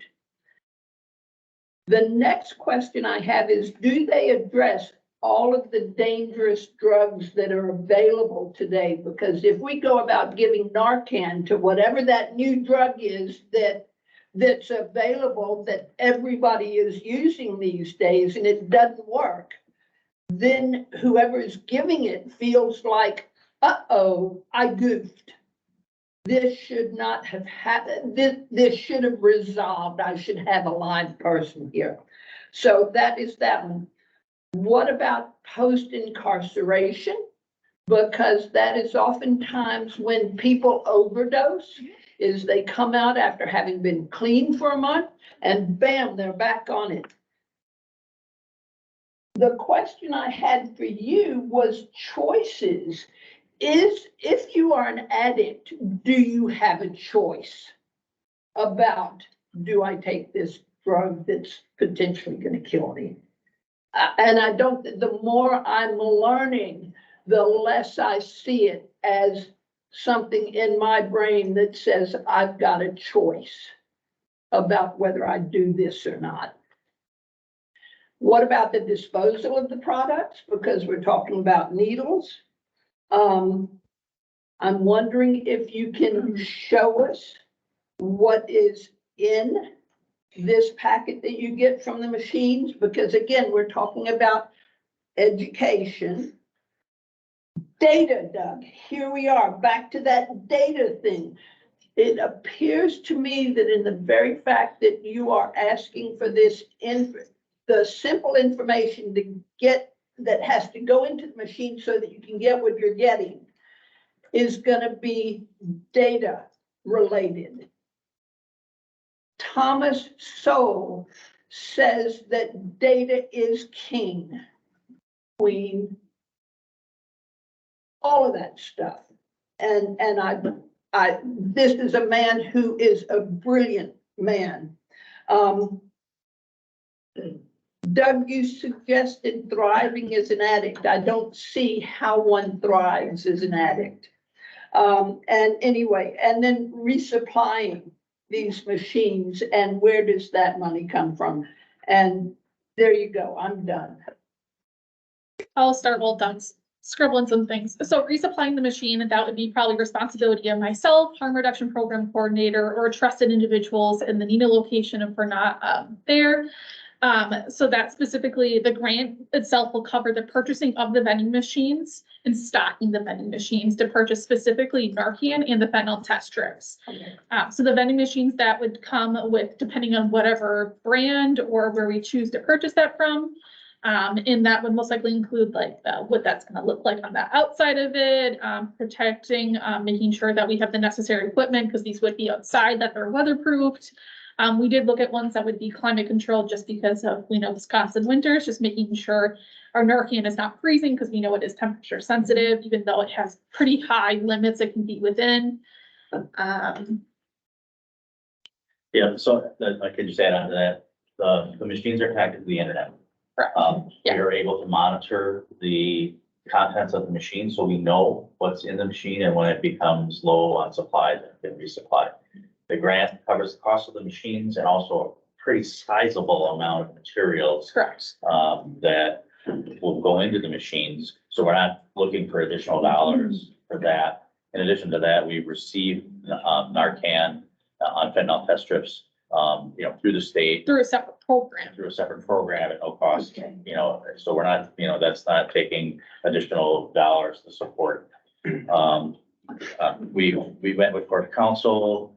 These machines are gonna be at, they're gonna be at public buildings, in lit locations. And, we can't prevent necessarily vandalism from occurring. We'll certainly do what we can to, build some resilience and visibility to the machines so that, we can hopefully deter that as much as possible.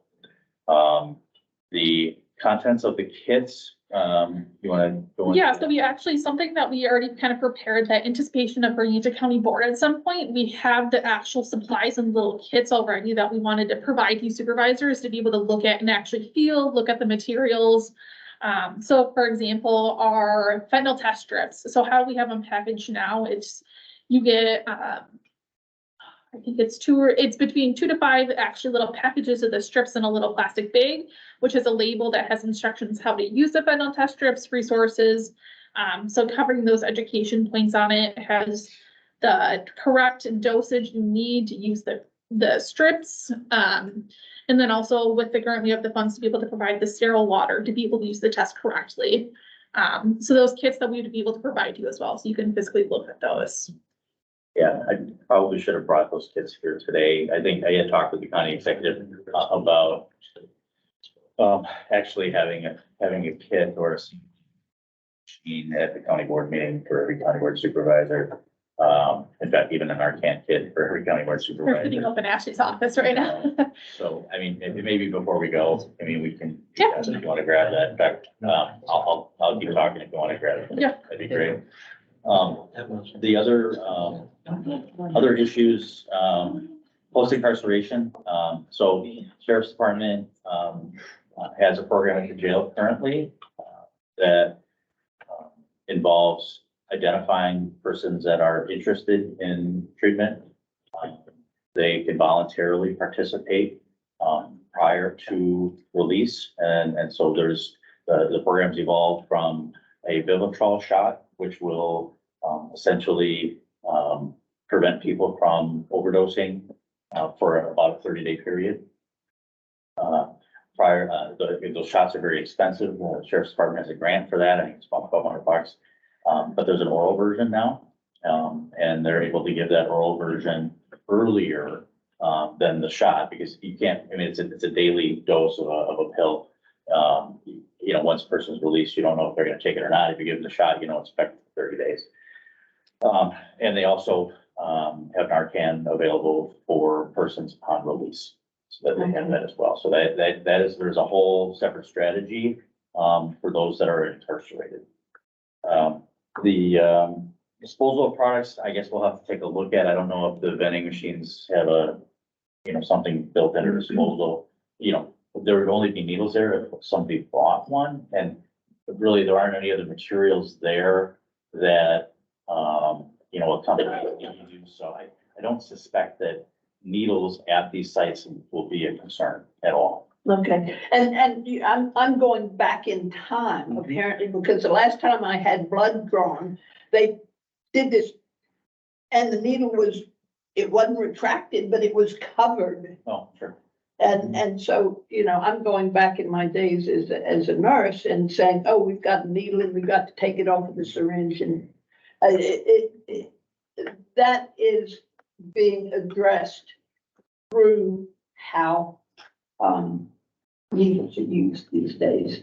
Yeah, so needles shouldn't be an issue at the machines. Okay. Just because, yeah, like I said, there's no materials there, there's no drugs there, there's no other additional, needle use, you know, materials there at all. Okay, Um, good. And then, what you said about other drugs, I mean, you know, in the second, be it further resolved, if you'd like to address that, you may, you could add language, in the second line, you know, shall include opioid antagonists, commonly known as Narcan and naloxone, materials to test for the presence of fentanyl and other drugs.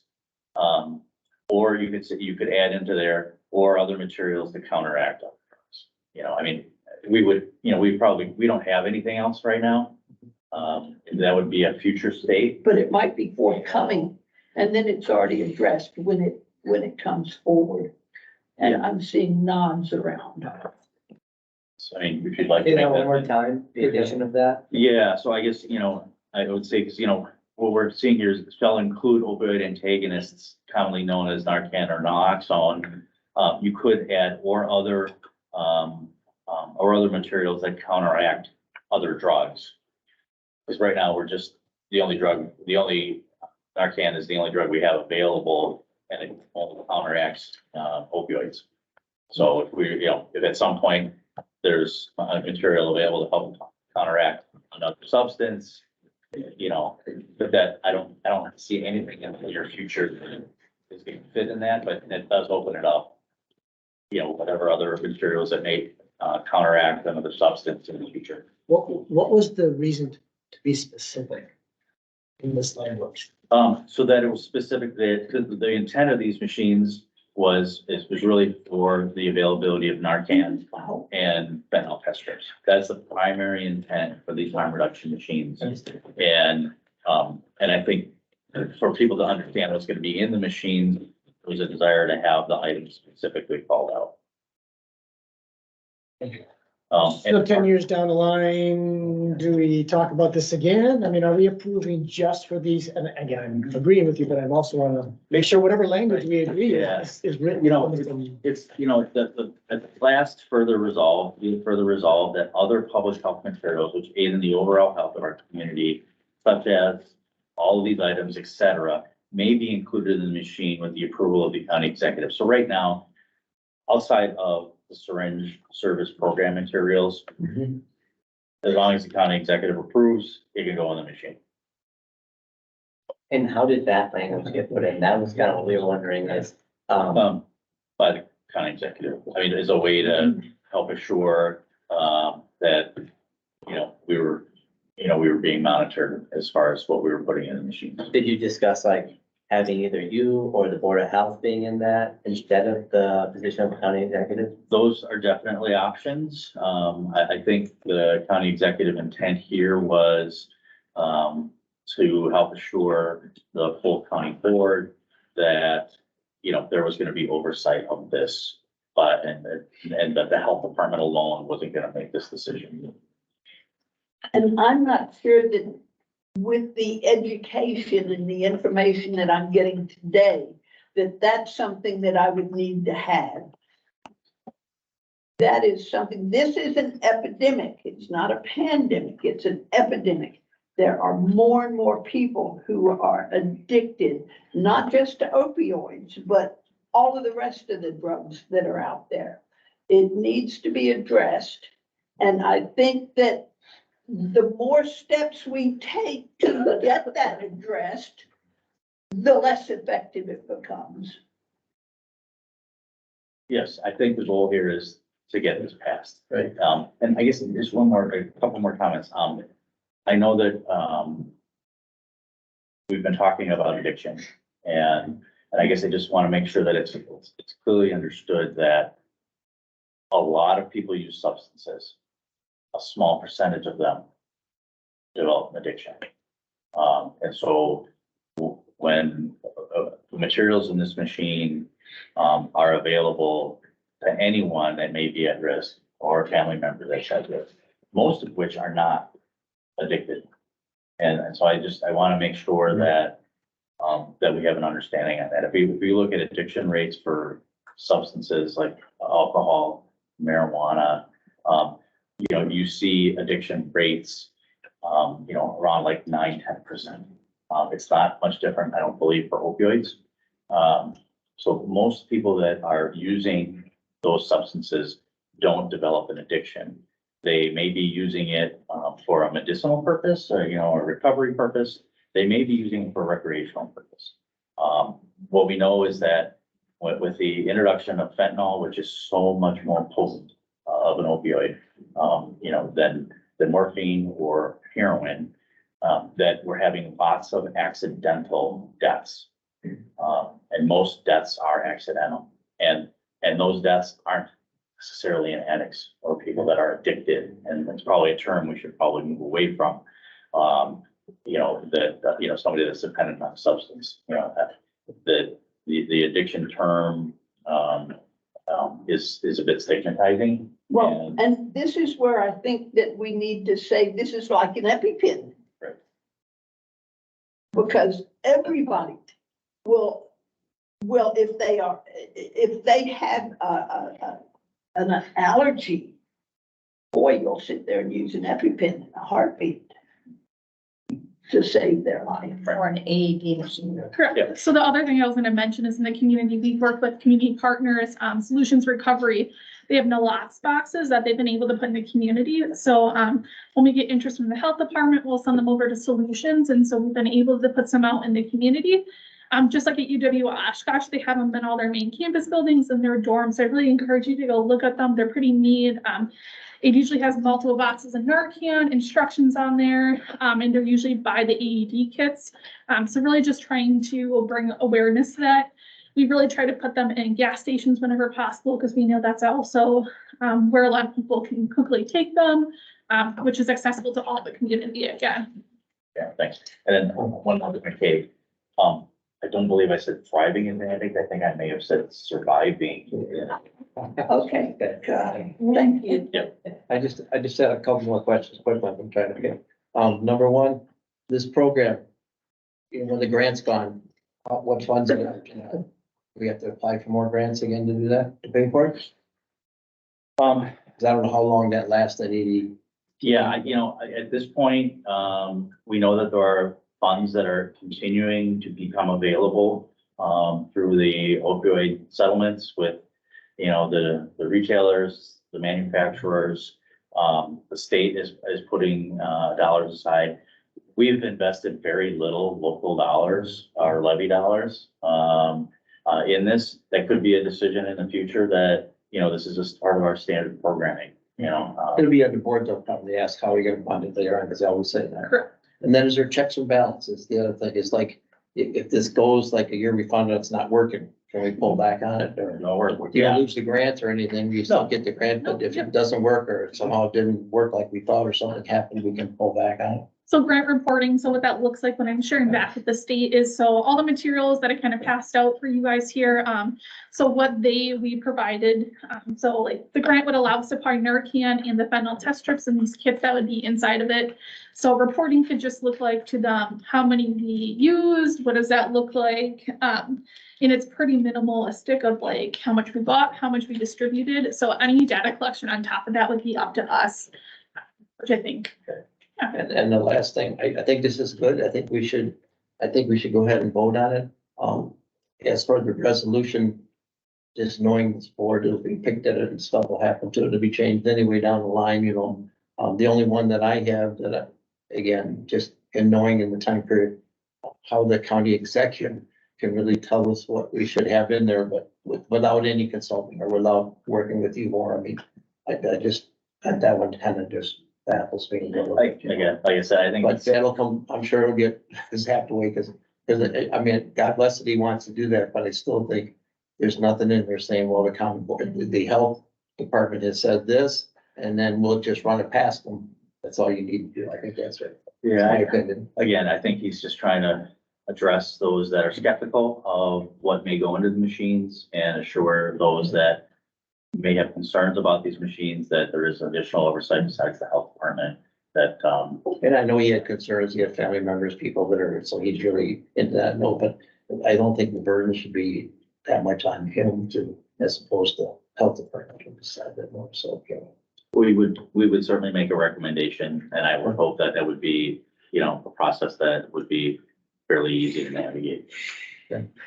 So any more discussion, or we want to go ahead and make a motion Well, or not? I just, if you have any amendments, we just want to make sure we get that language right. So there was a discussion potentially about, changing the wording about consultation.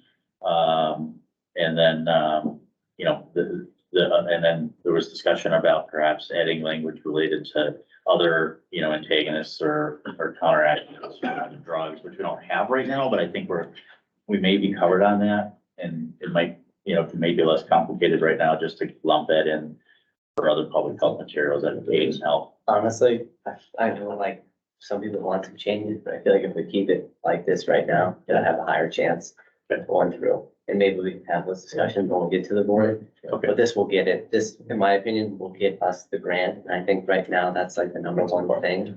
And unfortunately, I think possibly should be that this. The last concern thing I got is that what Toby had said.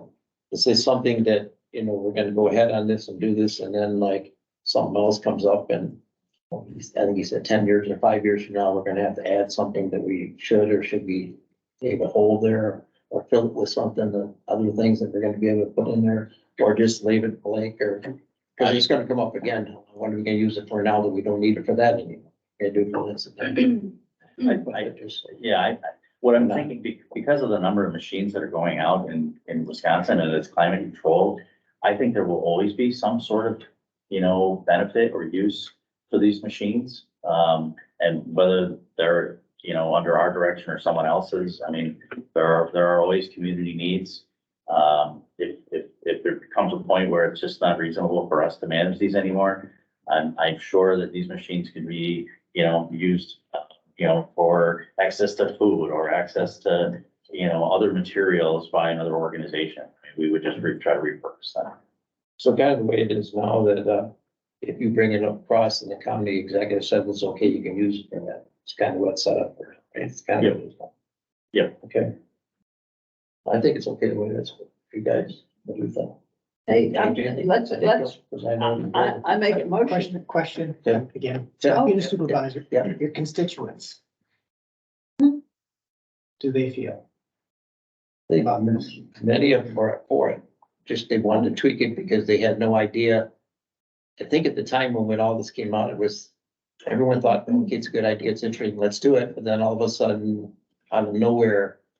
I'm not blaming anybody, there was a couple of letters came out saying they opposed it, nobody knew that until it's one of those things again, you know, you voted on it a while back, everything is good, and all of a sudden, all this stuff comes out, nobody knows about it. So, wait, I thought it was a good idea, but where did all this come from, right? I mean, that's where, I remember last time.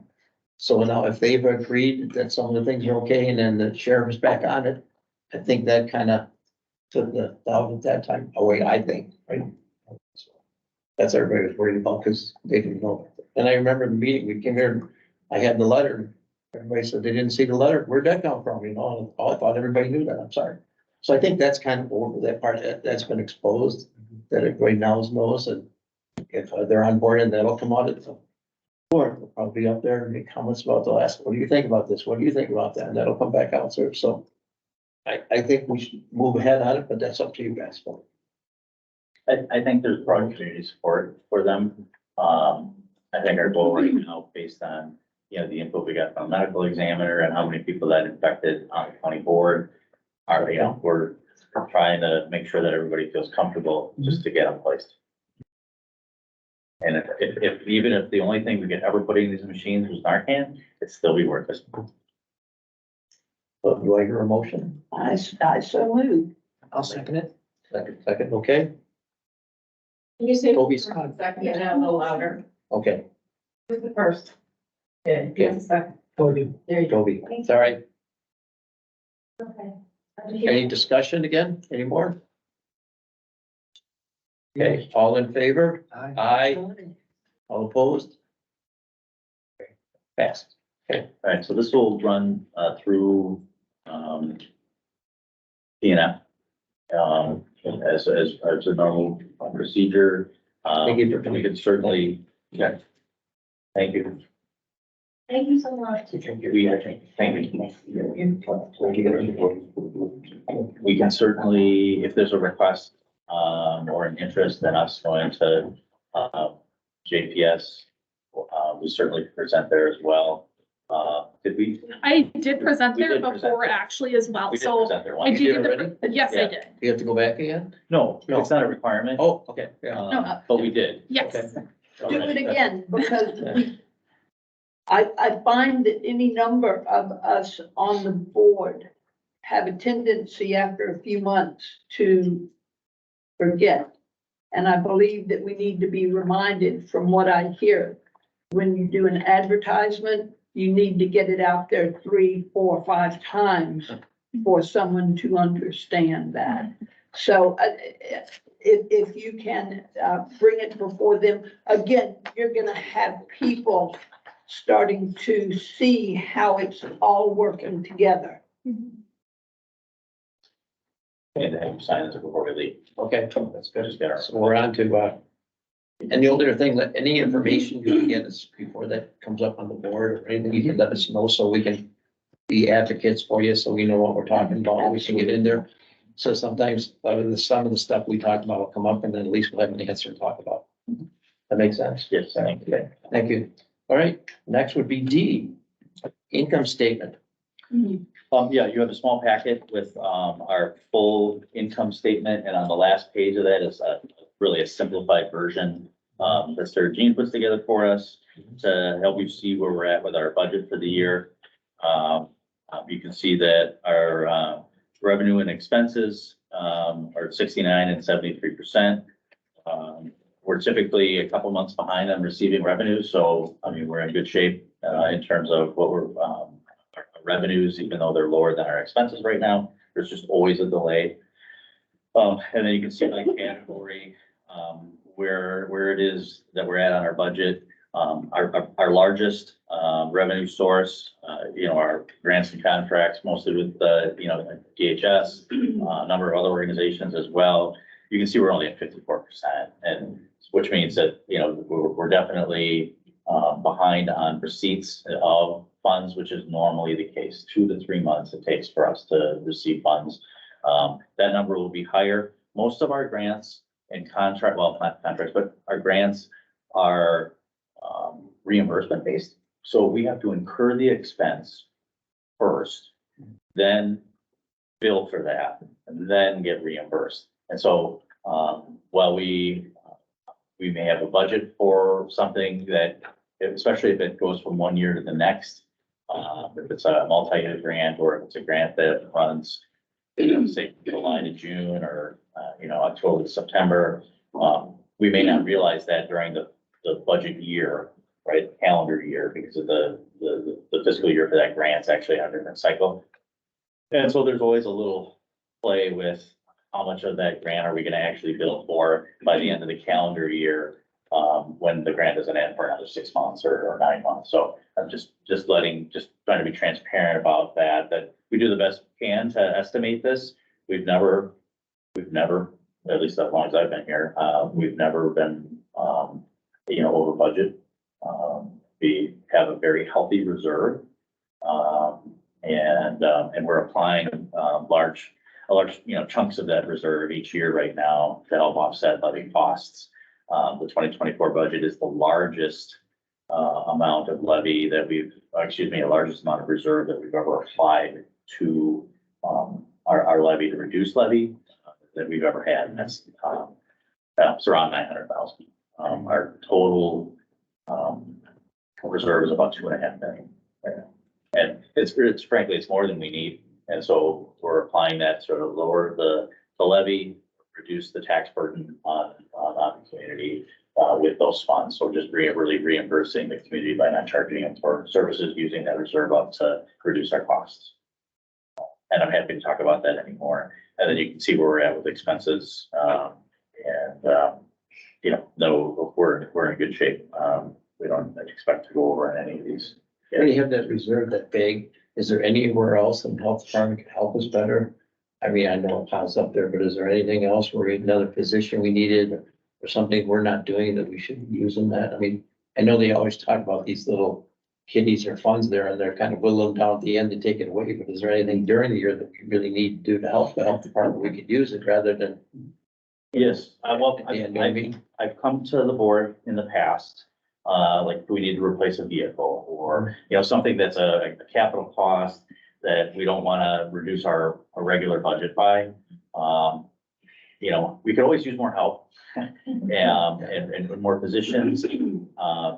But the reserve is, it's not a continual, it's not gonna be able to continue to fund a position.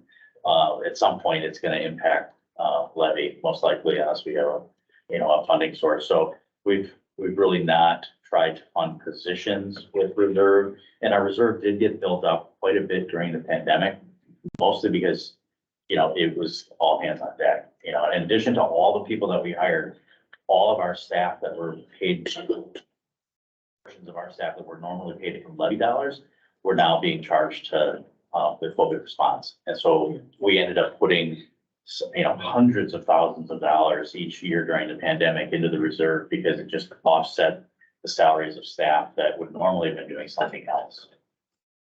And that's why it's high, and it's okay to whittle it back down and address, especially in a year like this where we've had really large increases in wages because of the wage adjustment.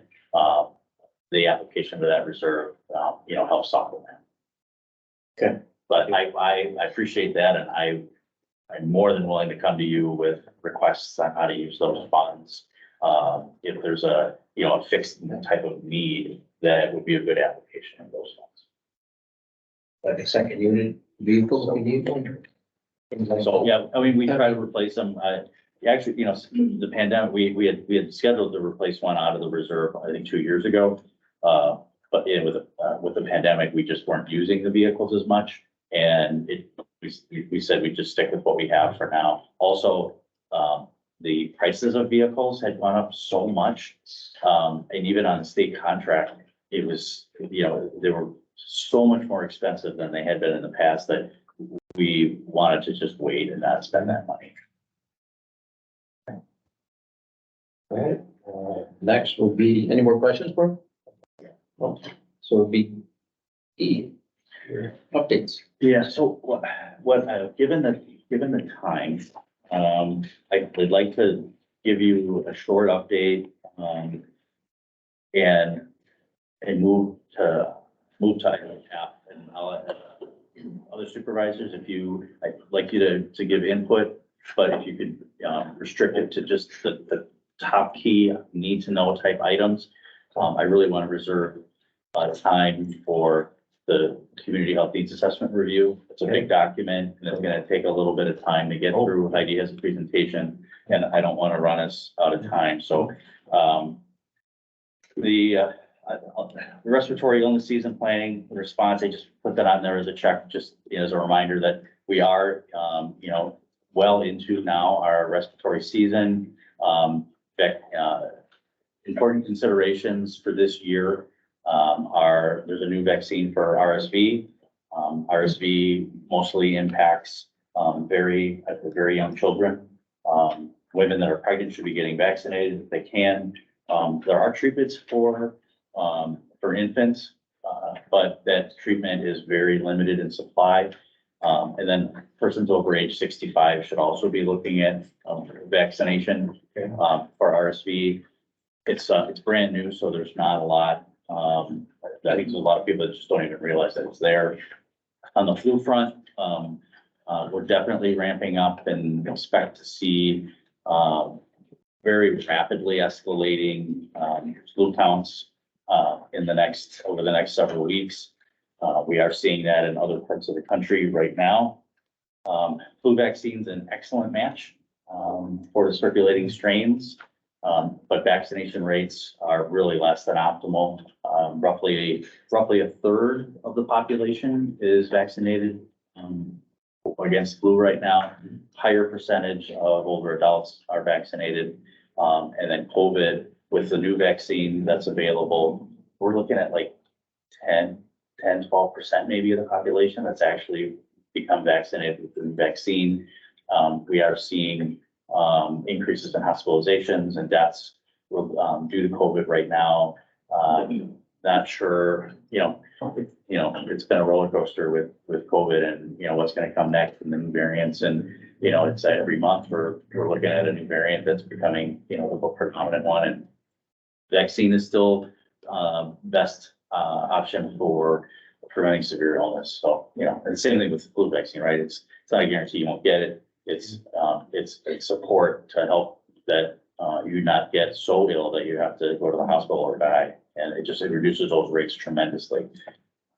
People still get sick. Well, we are continuing our messaging on, what to do now that we're seeing lots of increases in cases, how to prevent infecting others, what to do when you're infected. And the vaccination front is, it's still a controversial issue with communities since the pandemic. It's going to take some time for, I think, our communities to come back around to a sentiment about how important and valuable vaccinations are. In the meantime, we're going to have rates of vaccinations that are really less than we saw prior to the pandemic, far less than optimal.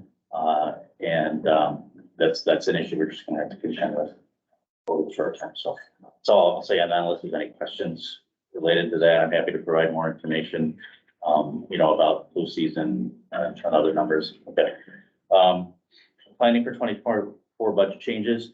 I can hold on that until we meet again. I was just going to talk about the position changes that we're making and where we're headed with that, but I'll save them for next time. And if you guys have any quick updates, Maddie, you want to start? Yep, so I have some updates for Ashley. So our housing work, they're participating in the Winnebago County Housing Needs Group that's facilitated by Lou Sharing in the county exec's office. They're also working with the Fox Cities Housing Coalition Affordable Housing Subcommittee on a presentation and one pager for community presentations on affordable housing, with presentations starting this January. Also really exciting in our substance use work. We are going to have a second We Heart You event coming this March from noon to 5. So that is going to be recovery in our community event. Registration will open in early January. And so then we encourage and invite you to all to attend that day. And then lastly, with our community health improvement plan, our community health prevention team is working with Heidi very closely and other divisions to organize the CHIP and engage community to help prioritize the community health priorities. So, CHP. Maddie, you just made me think of something. I want to send you materials and keep you informed about what's happening in the health department. But I also don't want to send so much material that, you don't have time to look at it. So please, I mean, if there are things that you want to be sent, let me know. I'll try to send things that are most relevant for you. But we also, send out materials, put up postings on our website and social media.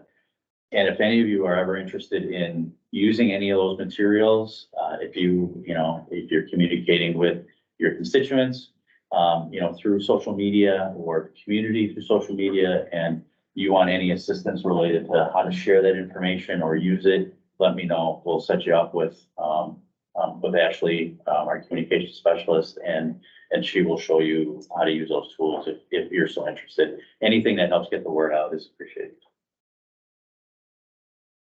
For the Healthy Lifespan Division, we're happy to report that we're seeing an increase in all the numbers and referrals this year, including the Well Woman Program, home visits, breastfeeding support, perinatal coordination. So we're planning for another big year in 24. And we recently just met with Height Community Center's new director, which is the community center built next to the Boys and Girls Club. And they were working through some negotiations on having some space in that basement with our partners at Parent Connection, Birth to Three, First by Fox Valley, and the Child Resource Center, so that we can really be a wraparound coordinated service for families when they're already at the center.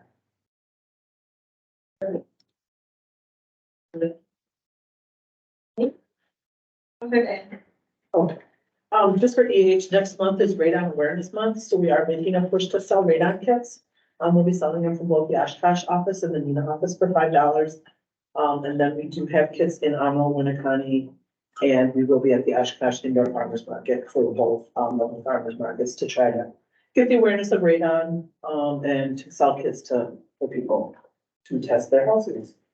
And the other main thing is, we were contacted by the FDA to do an in-person check on a recalled product. The FDA was very concerned about the WIN, a banana apple cinnamon food puree pouches that were sold at the Dollar Tree because they did have high levels of lead. So we did go out and do some spot checking, and our Dollar Tree stores had pulled those off the shelves. So that's the first time that I've ever encountered the FDA requesting help, making sure a product was off the shelf. So it was super important for them to, and we did find it, so it's good. The rest of my notes are, in the, so. Just for a note, Kate, it's the lady that gave you the number to us, just so you know. Yes, Put the two yeah, together. She was the one with the arena. that you- look here, I've got her name and notes Okay, right just wanted to here. make sure you put a face to it. Yeah. Getting it out? Goodbye, Thanks, head out, Dan. everybody. Thank you. Great meeting. See you guys at lunch here. Thank you. So, January 26th, will be the next meeting. And what we'll do is, we'll put that in the minutes, but then I'll make sure that, I'll send all of you a calendar invite, so that you can put it on your own calendars, electronically. Thank you. Thanks. You guys, thanks.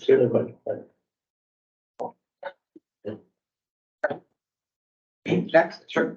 All right, communicable disease, as noted, Doug was speaking about the respiratory illness season. We had a change November 1st in reporting on COVID and respiratory illnesses and related to long-term care facilities. They combined influenza, RSV, and COVID to being 3 cases that become an outbreak. And that was the only difference in that change, and long-term care facilities are seeing exactly what Doug was talking about, that very high level of respiratory illnesses. With that, we are spending most of our time on LTBI, latent tuberculosis follow-up. It does take a lot of time, and it's a significant investment for our team. Any questions? Sure. I heard you say tuberculosis. Yeah, we have people in our community that have positive test results for latent tuberculosis, which is not communicable. No, Or people coming into our area, maybe from overseas, refugees that might have a B1 or B2 status, so they're just checking. There's a lot of follow-up, a lot of time invested for us to follow up. sure. It's just that I have thought in the past that TB had been essentially eradicated in the United States. And that was, No, it's unfortunately it persists, we probably have the highest rates of LTBIs that we've seen in quite a long time. I think Jackie's that we're following, we've had probably nearly 150 LTBIs this year so far. About 117 cases that we have to follow up on we had this year, which is double, if not triple, what we've seen in the past 10 years, and years in the past 10 years. Many of them may have 20 or 30 of those which are not even a case, once you follow up with them. But there's a lot of them that are, people that work on treatment, and there are a lot of barriers that make it difficult for us to follow up on treatment with transportation and language barriers and lack of understanding. Hayes and Nurse, and we talked about BCG at one of our meetings, and how that interferes with, TB skin tests. Yeah. And You yeah, have to do a chest X-ray on me. I lived in England and they gave me a VCG. yeah. And you probably know, Kay, the follow-up is extremely time consuming. The treatment takes, months. And it's a big burden to try to prevent. Our goal here is identifying somebody that's been exposed to the tuberculosis bacteria. It's in their system. They test positive for it. We can treat them so that ideally, in most cases, it will never develop into active disease in which they can transmit it to somebody else. That's our goal. Prevent active disease, prevent transmission to others. Thank you. Just one quick one on that COVID. I've been around a lot of people lately and they are all doing their own tests, and I got COVID, my family's got COVID, but they don't ever report you. You don't ever know about what's going on with all these doing on their own, right? The reporting, the disease is still the same disease. Okay. How it processes, what we should do about it, that remains the same. The reporting requirements have changed. And that's just for long-term care facilities. We know that people test at home. We're never gonna know the results of that, so that's why wastewater monitoring and hospitalizations are the way we're actually tracking it, because it's a much better method. But yes. It just seems, more like it's just a way of life type thing with a lot of these people. They said they had COVID, went through their whole family, everybody had COVID, and they're out in the public, which kind of cracks me up because, that you're sick, real sick, and I mean, we had a couple of supervisors real sick in a meeting, just coughing away and they're sick. And I don't understand that part. They tested, they had COVID. But it's not like bothering them to go out in the middle of the public and that. So I heard it more and more. I've got tests at home, I got kids all over and they've got COVID, no big thing. Welcome to our world. And I just think, common sense kind of like gone. For that part, I was in the car business for a long time and people come into me and buy a car and they'd have their whole family with them and they'd sit there and tell me the kid's been all sick, all home all week. And I'm thinking, okay, and then mom and dad are sick right here in front of me. And so I got them all in front of me. They're all sick. The first thing that comes to my mind, I don't care COVID or not, is why aren't you staying home? Why don't you stay home if you're sick? Doesn't, or you hear in the grocery store, you're out trying to buy something and the person behind you just croaking away like, do you really need food that bad that but it's like, it's gotta be. Well, part of it is, do they have friends that will actually go out and get food for them? Do they feel from their workplace that it's okay to call in and tell them, are they gonna feel, well, I called it up and the kids come, so It's just that when you're sick, you're sick. And if you call it COVID or whatever, but I just can't believe people are sick and no big thing about it anymore. That's what kind of cracks me up. But that's what I was asking, because all these people are tested, they don't go to the doctor. So I just wonder, you don't get to find out really how many people really do have We don't. COVID out there. we see it in the wastewater. You're just trying to encourage people to do their best, and you have to involve people in their own care to get them to want to do it. So, you find out where they're coming from, when they ask a question. Okay. And I'm hearing that the home tests may not be accurate. Well, you look at the PCRs, and that's why they talk about, you're gonna get from a PCR, you're gonna still see dead virus long after you're done being contagious. So the PCRs, are very accurate in that respect, but the antigen tests are good for talking about when you can remove your mask at day 6 through 10, because the antigen tests are pretty accurate and pretty good. Okay. We do get. The tests are good. They have to be used right, at the right time. If you've been exposed to somebody with COVID, you go home, take a COVID test, it's gonna be negative, but 5 days later, it might be positive. You have to use the test appropriately and And like Ralph said, our messaging is now such that it's more about just staying home. Yeah. You know, or staying away from others when you're ill, doesn't matter what you have, right? You should really be, staying home. But is the COVID test really for COVID or is it a test that has a virus? COVID. COVID has a, Yeah, it's an antigen test. It tests for virus. And typically the sensitivity of an antigen test is, we try to use it as an indicator as to whether or not you're infectious to others or not. If you have a positive COVID test, you probably have enough virus that you can transmit it to somebody else. If you have a negative COVID test, hopefully you don't. thanks. And the thought process, if you're not feeling well, you should kind of try and stay away from others and throw a mask on because we know with this disease, you're potentially contagious prior to. Thank you. All right, are we, any other updates? Just me. Oh, somebody, who's me? Yep. Can you hear me? Yes. Okay, I'm Belinda. I'm with the WIC office. We've been busy at WIC and I just wanted to mention as far as caseload. So our caseload at this point from November was 2,285 participants at WIC. And we've been seeing a lot more families in clinic. So it's kind of exciting to have kids come in and see kids. That's it for me. Thanks, Linda. Thank you. Yeah. All right. That's your. Okay, I'll go over the community health assessment overview, so hand it out. Yeah, do you want me to kick it off? Sure. Yeah, all right. So just a little background before Heidi gets started. This is a big document, not gonna get through it today, but we're gonna talk about what we do to put this document together, and we're interested in your feedback. The community health assessment is conducted mandatorily by state statute, a minimum of every 5 years. We are working with our tri-county area, 4 hospital systems and 5 health departments on trying to align our schedules for this.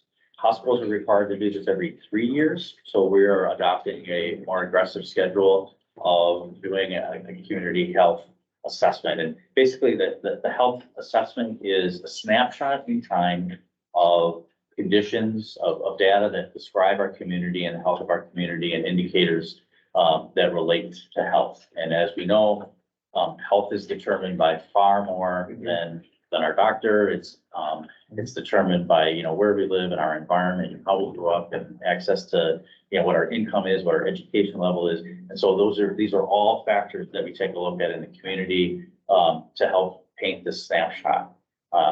And it's meant to be a process of pulling data together from a variety of sources. This is the document that would be far easier to assemble and track and trend if the DEX was supported. And we'll talk more about that at another time. So Heidi, so this document is public, it's disseminated, it's not going to be as visible as our community health improvement plan, which we're starting that process of in 2024. But it is a reference and it can be used by community members to help support any information they need to consider what their programming is, to apply for a grant. And so we want it to be a resource for the entire community, not just here at the health department. So I'm just gonna go over, what it is and the process. Right now, it's still in the draft form. We're just putting some, basically some final edits and then it'll be formally released. So it is a collaborative community process to collect, analyze, and share information on the health of the community. And so the keyword there is collaborative. So we work with, we formed an advisory team to help us. And as Doug said, it is a requirement for local health departments that results in you use the community health assessment to inform your community health improvement plan. And that's state requirement? Mm-hmm. So just, kind of a general overview and then when we had this going. So We formed a community advisory team, last summer.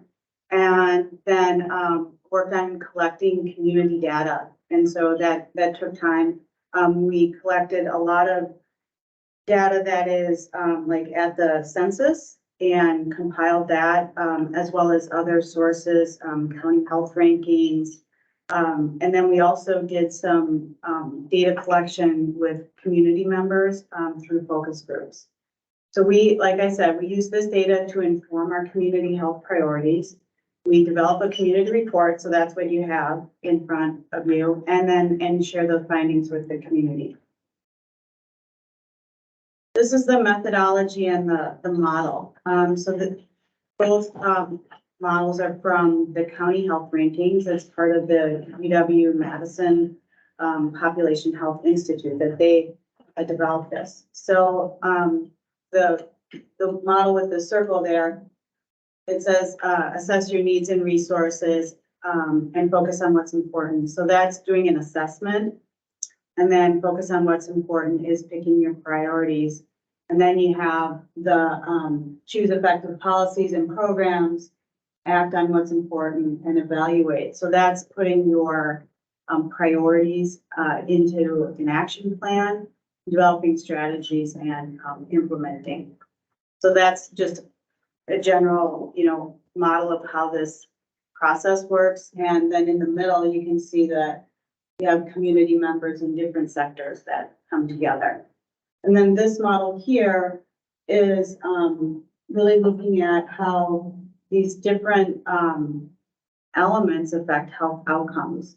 So you have, what you can see is that really 30% of health outcomes are related to behaviors, and 70% of health outcomes are really impacted by community conditions where we live, learn, work, and play.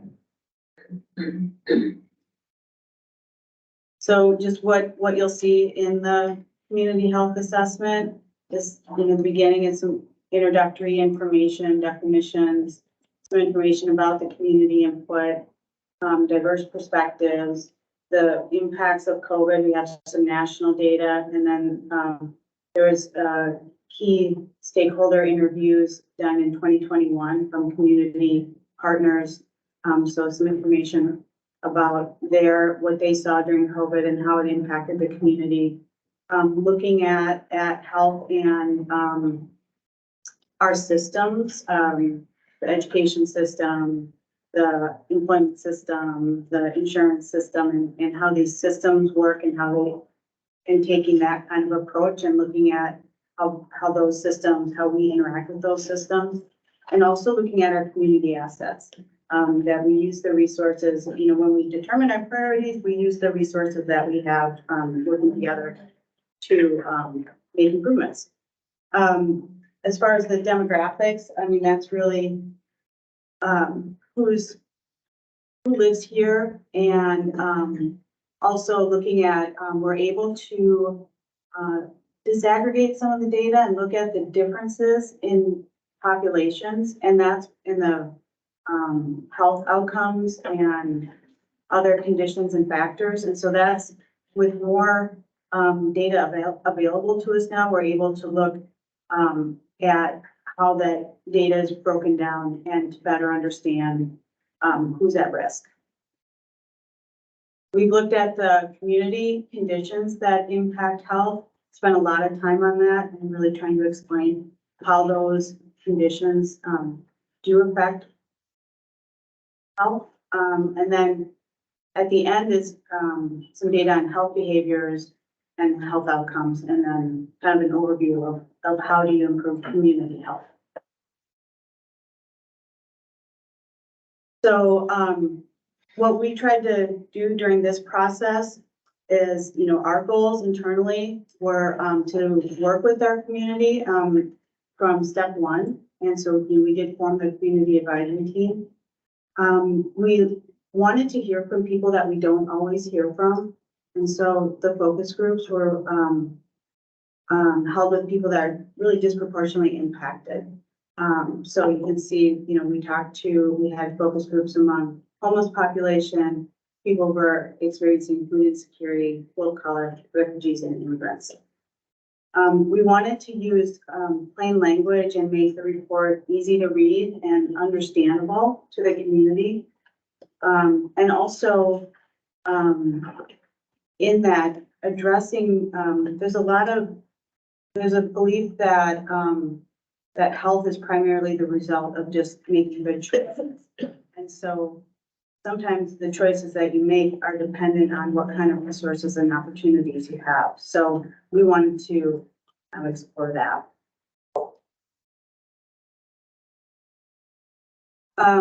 Just to talk a little bit about this importance of diverse perspectives.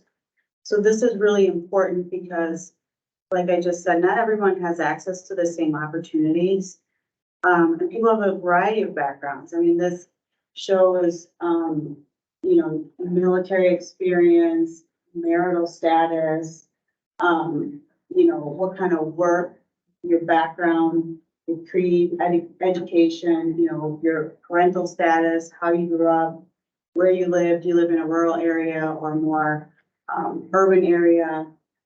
So there's a lot of diversity in just in everybody. And so it is important to have diverse voices at the table.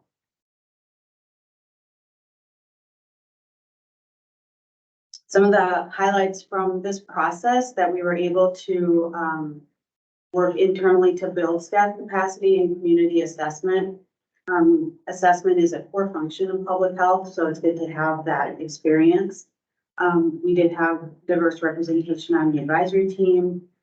Again, that advisory team involvement, that it's an opportunity to strengthen our community partnerships, develop new partnerships, build those relationships.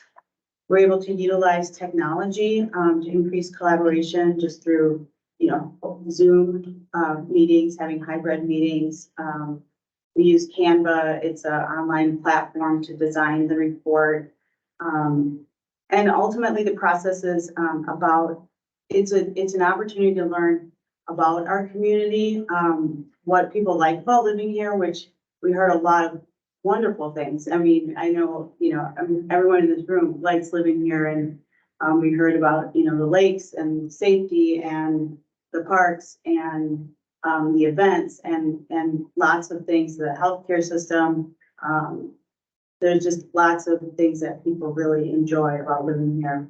And then also where the gaps exist, and that's where we will work on identifying those priorities. So the next step is to share this with the community. And then we use the report as the basis for determining community priorities. We want to continue to involve community members and partners to identify the community health priorities, to have that ownership. That's not just the health department working on this, but we work with community partners, and that it's a more community-owned plan. And then with that plan, the community health improvement plan, we have to identify goals and indicators and strategies and track that to see how we're doing. And this is just an example of strategies with the greatest impact. So when you look at the lower tier of that pyramid, the socioeconomic factors, how much that can impact, you know, population wide. That, you know, addressing poverty, education, income, housing, inequity and transportation has a bigger impact among the population. And then as you go up that pyramid, it's more of those individual efforts. And so you just have less of an impact on the population. And we're trying to pick priorities that address population. We're not, you know, a medical system where we give individual care. We address the community as a whole. And, you know, I'll just leave you with this takeaway that good health or poor health is really this result of complex interplay of economic, educational, social, racial, institutional, and environmental factors. And to improve health outcomes, communities must live to the needs that contribute the most harm. So, you know, we're in the business of health outcomes, and we want to improve health outcomes and, you know, we want people to live a long and healthy life. And so that's part of, you know, our mission and so also understanding that healthy communities are achieved by intentional efforts. So we have to, you know, do the examination and then, pick the strategies and work with the communities to make it healthier for people here. I can make a comment though. Please. I love this. It's really great stuff and everything. Okay. Only comment I had is, and I might have been me, but throughout this whole process and all these meetings, it would have been nice for the health board or any of us to kind of meet up or be part of those. I mean, I'm just thinking right now, because I'm thinking, he had all these meetings and all these things going on. I would have loved to find out what some people were saying. I mean, that's what I would think. I would like to have been part of that if I could have been, or maybe next time when you do it, you know, the health board, we're representing, we're talking, and you're doing all that stuff for us. But we would, you know, we see what we see, but we don't see what you're seeing. So it'd be neat if we could be a part of that or come to a meeting or say, hey, we're having these 4 or 5 different meetings going on here. Would you like to go? I would have jumped in. Maybe you sent them out and I didn't catch it, but I would have loved to been in some of these just to see, just as a bystander, sitting back and listening to what a homeless person thought about it, or a person that doesn't have internet, didn't know anything was going on, or any of that stuff, you know, that would have been really interesting. So, I mean, what you're doing is really great, I'm saying. But I would love to have been, and I'm not speaking for the rest of it, but I love the board to kind of be a part of that or be involved in that, or just a person in the back seat. Because that's one thing that I found in my 2 years, that you really have to, you know, you have to get. You are signed up for the next process. You know, I mean, you gotta be, I mean, in the 2 years, you just see that this job is not just coming to a meeting once every month or whatever. You really gotta get into deep what's happening to know about it, to be able to make decisions. If you don't, you're not really doing stuff. So I mean, that to me is really important. So I'm just commenting that. I mean, it's great stuff, and that's what I would feel that I would. You said all those, I would love to have been in those things. You know, it's kind of, why not? Yeah, well, there's a lot of opportunities. So this is data collection. Okay. And, What is it? this is data collection. What is it? And we would love for you to be as engaged in that process as you'd like. As Heidi mentioned, you know, we targeted, specific populations as a part of this report that we know are disparately impacted. Those can be hard conversations. And sometimes it's even better for us not to be in those conversations, so as not to inhibit, conversation, or sharing of information, that might be more freely shared, when that group is, comfortable, in their own, you know, location element. Yeah, and so, you know, we have to balance engaging, but also, you know, with, you know, really getting good, honest, you know, open, dialogue that can be hard with a population that may feel some stigma. And so it's, you know, there's an art and a science to this whole thing. We, want your feedback, on the document. I would encourage you just to review it and, give us general feedback. We've summarized the conversations that we've had in addition to all of the other data pieces on this. What? This document could probably be 5 times as large, right? There is so much data. It's a matter of how do you weed through what's most important? What can you trend? What's actionable? You know, how do we use this data the best to convey our community conditions and ideally through our community health improvement plan, inspire people to act. You know, it's, we are a small group, in this community, and we need the entire community to have buy-in. And so the next part, you're gonna get more engagement probably than you want. But we want to hear from you about, you know, when we start talking through this data and what it means for our community, what does it mean to you, and how do you think we can make improvements? And what, you know, what strategies do we want to use? What do we want to focus on the most? We only have so much capacity, and you'll be a part of helping us make those decisions. And at this time, this is still in draft, so it's has not been shared with the community yet, so, like Doug said, basically what we're asking for you to do is to review it and just provide us some feedback, but it's not shareable. And- Yeah, and your feedback doesn't need to be, oh, I think this data point's wrong. It can be like, Right. how you receive this. What is your impression when you look at this document? How do you receive it, react to it? What might make it more useful for you?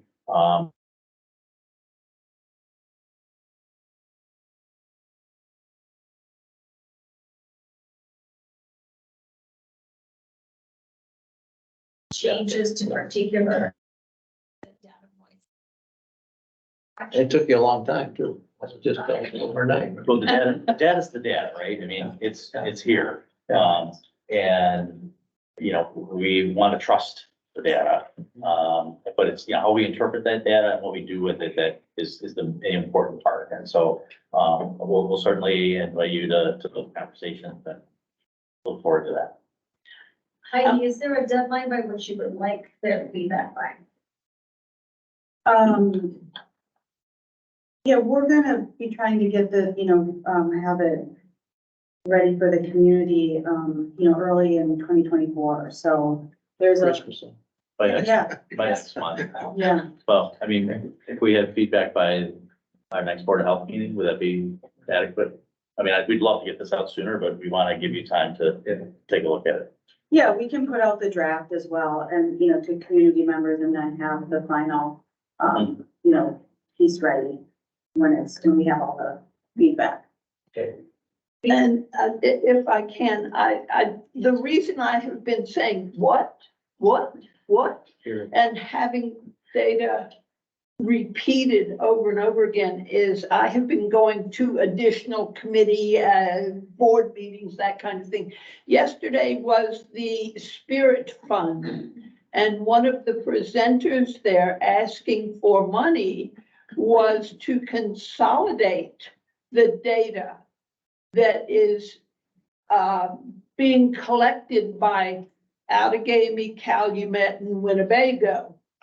It was turned down yesterday, and fortunately Doug was there and I was able to give him the hairy eyeball, is what it's called in our family.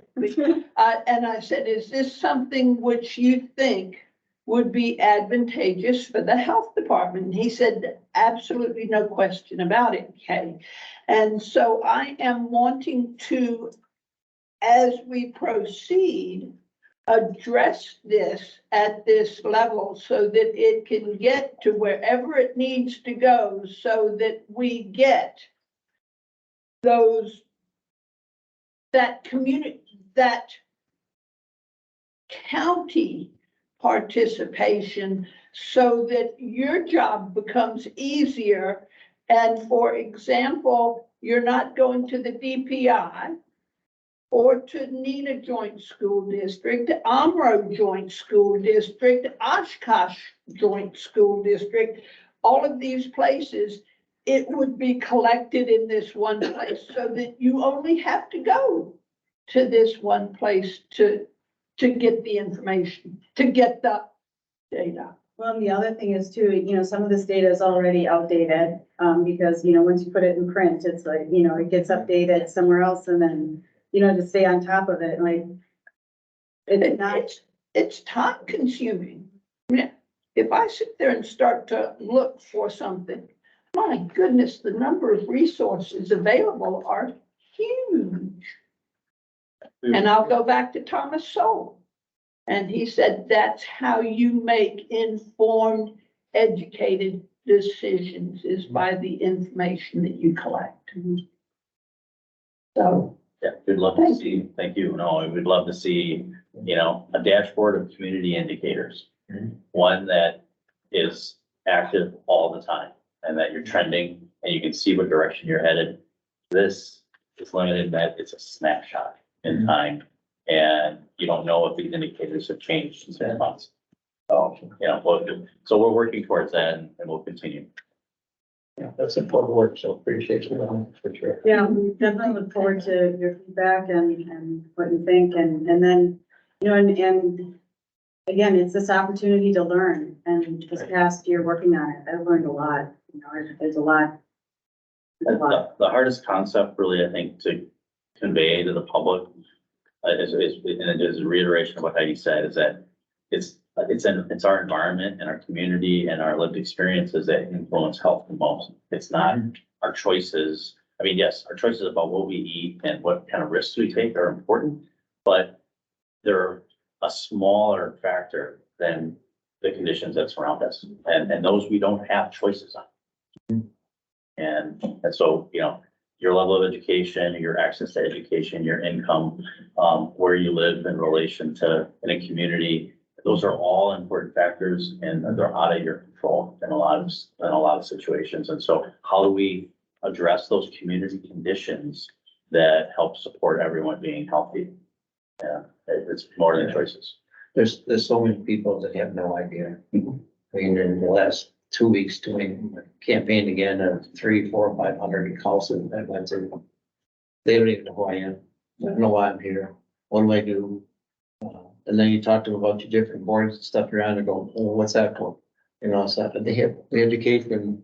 It's probably big. It's huge. It's huge, no the education I'm getting. It's hearsay and rumors and what people think they know. They don't. Neighborhood is like that too. I'm on neighborhood all the time and people, where do you come up with that? I've never heard that, but I can understand. This is facts. These are stuff you found, that's why I said that's important. That's more important to sit in on something like that because that's interesting because that's real people, real things going on that people have no ideas. And it is easy to play telephone, isn't it? Oh, yeah. I mean, that's good stuff. So I appreciate what you did and your time and effort and we will comment. Well, thank you. Okay. So now what have we got there? We did all that stuff, right? Yeah, it's that. Anything else? You all set? Is there anything else that other than, next meeting you said was gonna be January 26th, you think? Right? Yep, Okay. and if there's any board reports. Any board reports that you might have? Well, I think I talked about my Yeah. board report. And I will tell you that I'm learning as far as and I'm gonna term it under mental health. I'm not convinced that that's what I actually want to state here.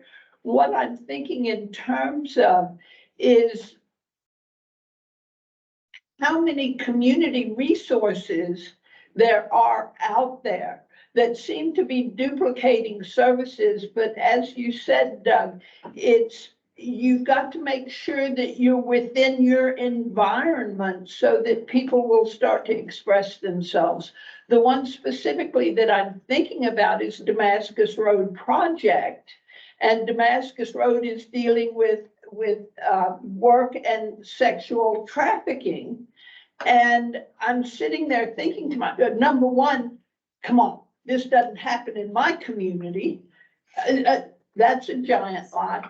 But also those people who have been trafficked have very specific needs that Solutions Recovery can't do because they are all sexes. And men with these women who have been trafficked are very difficult for them to be able to express themselves. And so as I'm going to these various events, I'm learning that they don't necessarily do the same things. They are very specific within their world, although they have services that are duplicated. And no, I don't think that falls under mental health. I'm not quite sure how to describe it, but alcoholism used to not be a disease. Drug addiction is in the world of becoming a disease. I think it's kind of like alcoholism back in the 70s. So that's all. And JPS, I'm finding, again, all of these committees that we have interact with each other. What does judiciary do? Well, learning about the sheriff's department and what they do and how they're working with. It's absolutely fascinating and a huge education. So thank you. Thank you for your time. Thank you for everybody else's time, and thank you for what you guys do, and appreciate that. So we'll call the meeting to adjourn then. We're all set. All in favor? Aye. Okay, we're adjourned. Thank you for your time, everyone. You don't have a form anymore, you just vote on it.